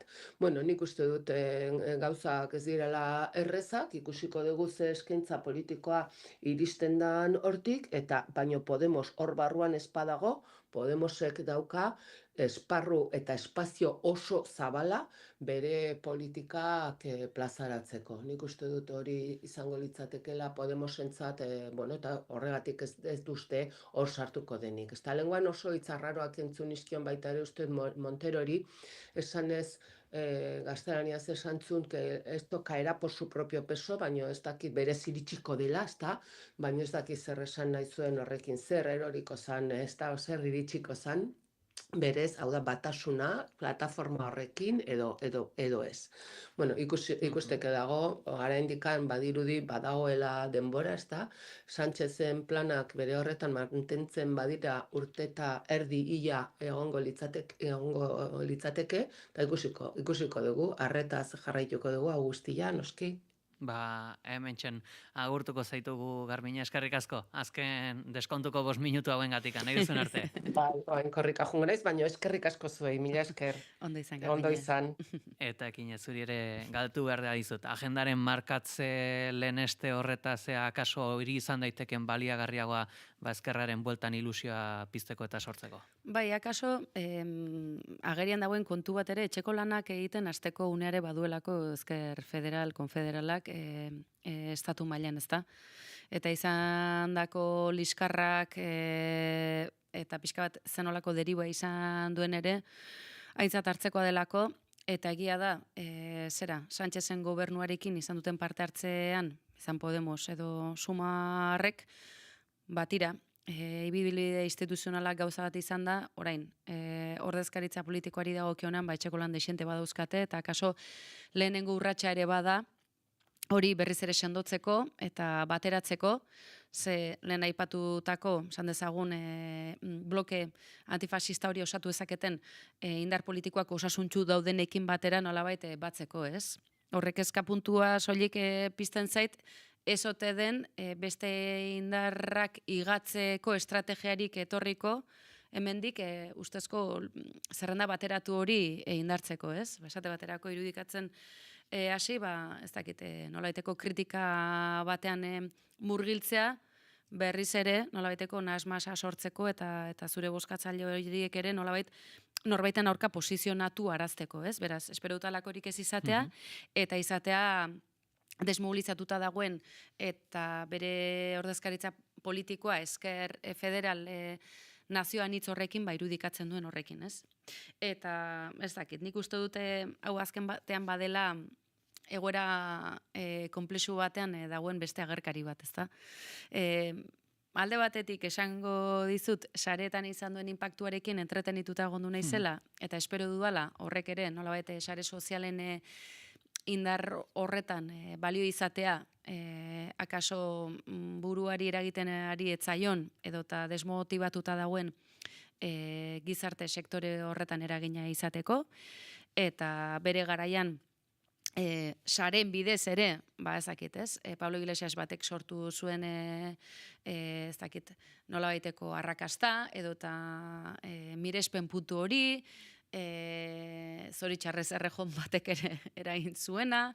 Tira, egia da Rufianek momentu honetan baduela botere zati bat zentzu horretan eta baliatu nahi izan duela estatuan neko zatikatuta eta deskatxarratuta dagoen ezker konfederal horri nola baiteko kapote bat botatzeko.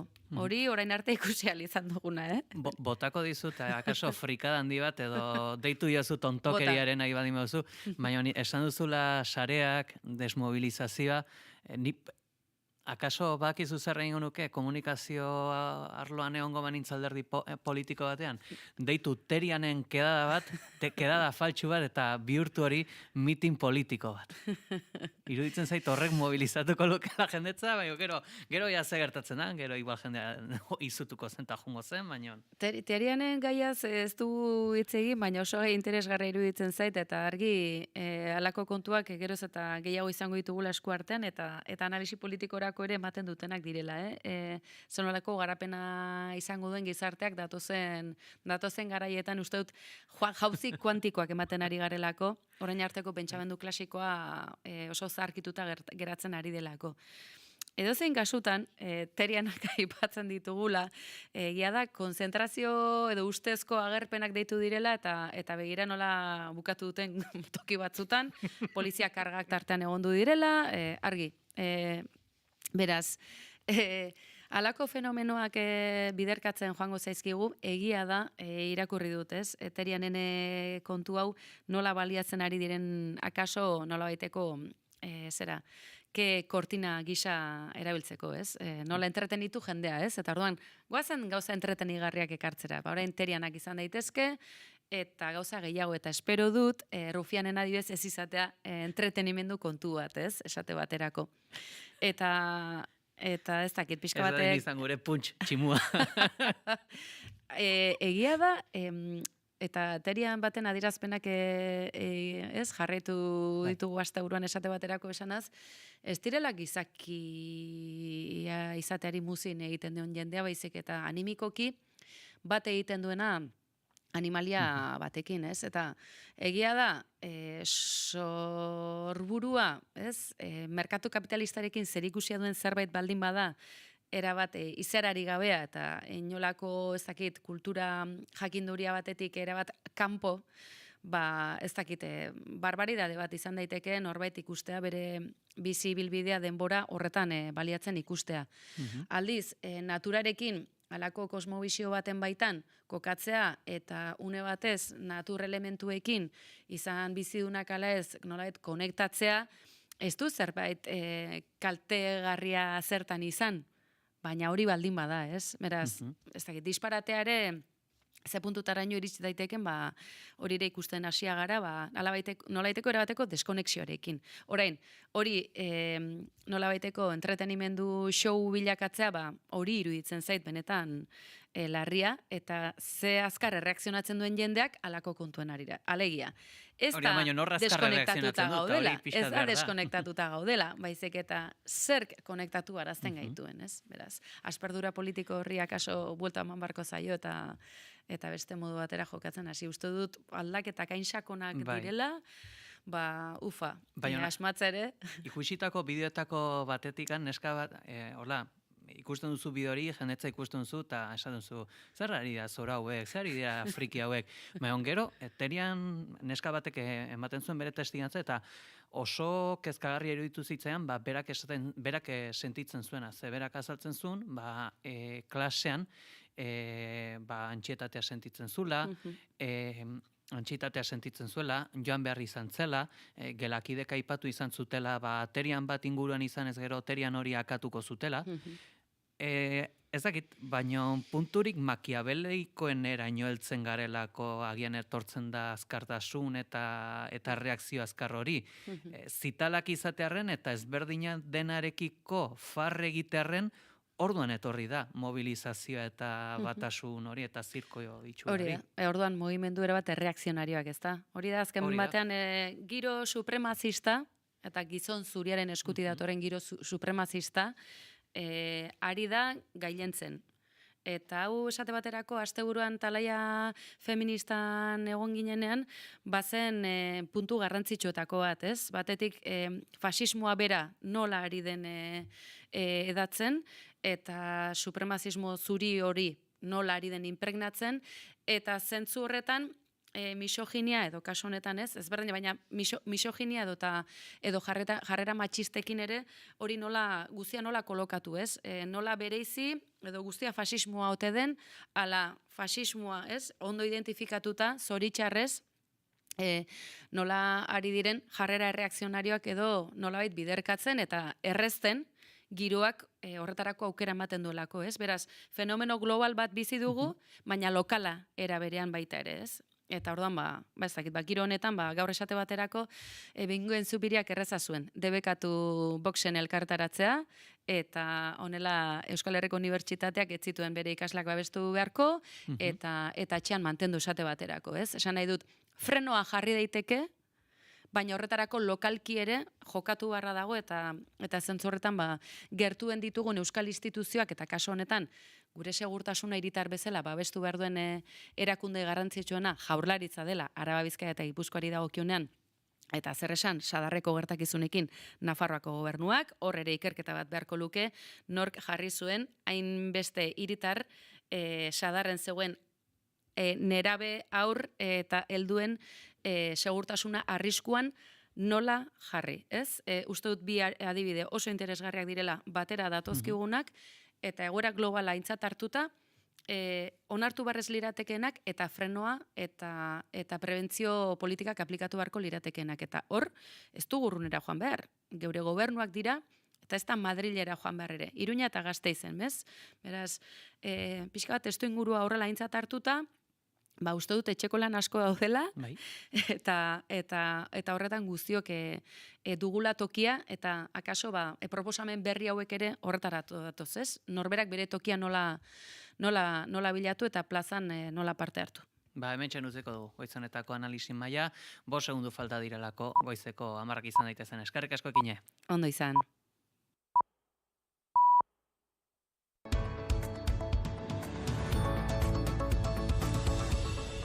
Gasteizko San Francisco Asiskoren Eliza Memoria Demokratikoaren leku izendatu du Espainiar Lurralde Politikako eta Memoria Demokratikorako Ministerioak 1976ko martxoaren 3 poliziaren tiroketaren ondorioz 5 langile eta dozenaka zauritu izan zituen gertakera eta hilketa izugarrietan erresistentziaren erreferente izateagatik. Itxaso Leon, egunon. Egunon pei egunon entzuleok, Memoria Demokratikoa sustatzeko zuzendaritza nagusiak sinatutako aitorpena asteleen honetan argitaratu da estatuko aldizkari ofizialean duela ia urtebete hasitako prozesu bati amaiera emanez. Hala batu egin zaio duela hilabete baino gutxiago Irungo Avenida Zubia gehitu zuten tokien katalogoari. Argitalpenak jasotzen duenez Memoria Demokratikoaren leku izendatu dute bere balio simbolikoagatik, langileen iruditerian duen garrantzi sakonagatik, diktaduraren zapalkuntzaren aurkako erresistentziaren adierazpenagatik eta gertaera eta hilketa lazgarriaien erreferente izateagatik. Kalifikazio horrekin hainbat neurri ezarriko dira Elizaren gainean, iraupen, identifikazio, azalpen eta seinaleztapen egokia bermatzeko, baita Memoria Demokratikoaren adierazgarri diren egitateak gogoratzeko eta aitortzeko eraikitako aztarnak kentzea edo desagertzea saihesteko ere.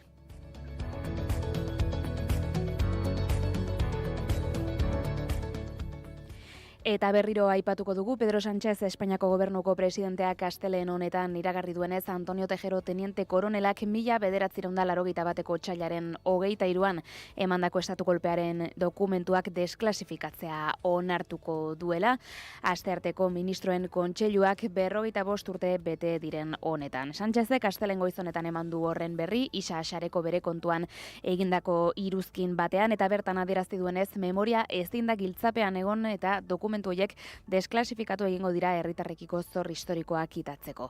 Espainiar gobernuburuaren ustez, demokraziak beren iragana ezagutu behar dute etorkizun askeagoa eraikitzeko eta zentzu horretan eskerrak eman dizkie bidea ireki zutenei. Pedro Sánchezek argitaratutako txioan Javier Cercas idazleak parlamentuan egindako hitzaldiaren grabazio bat jasotzen da, gobernuko presidentea bertan zela, eta bertan estatu kolpeari buruz ahalduen guztia desklasifikatzeko eskatzen zion.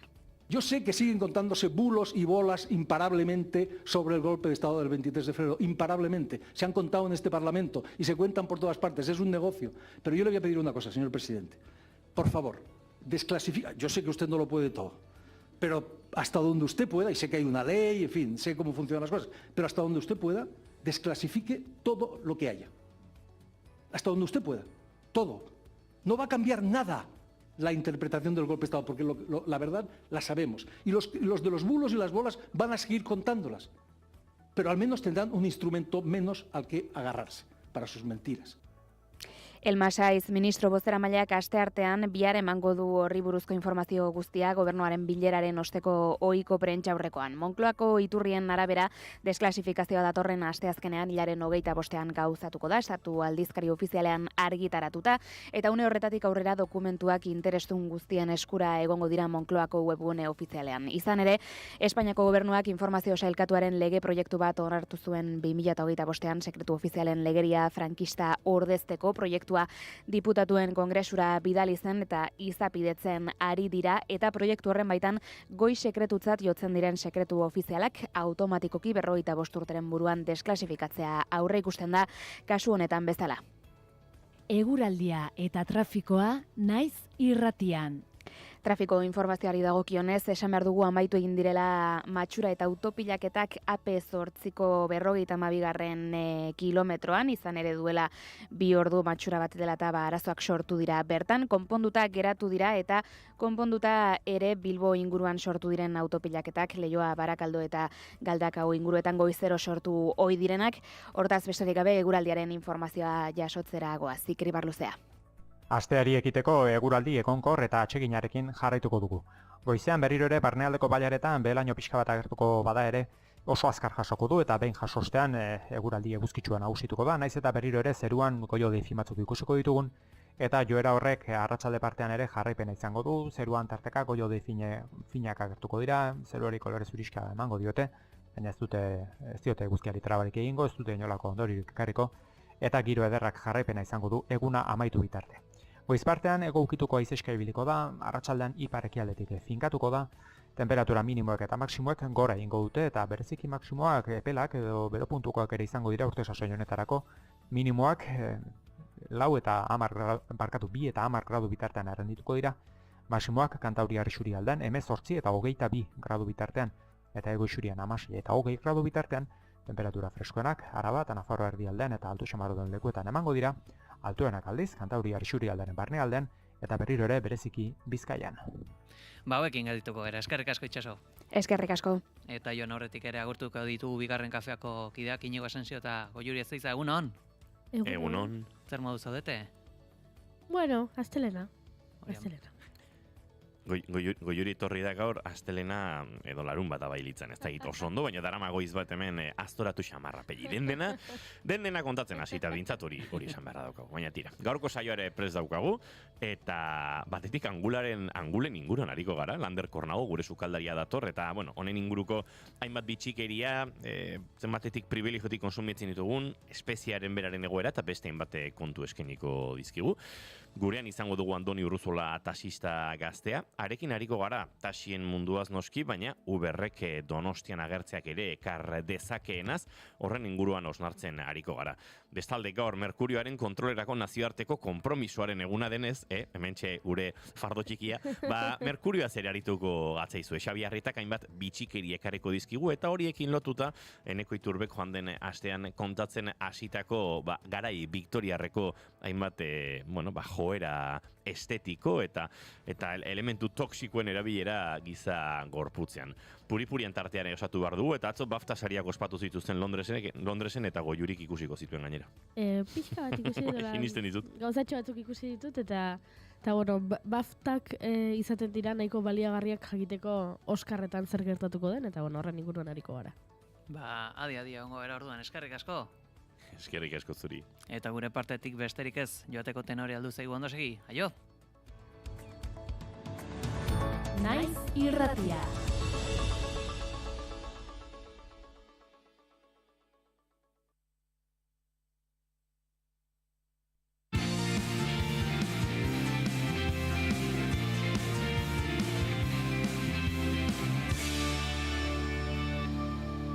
Naiz irratian, bigarren kafea.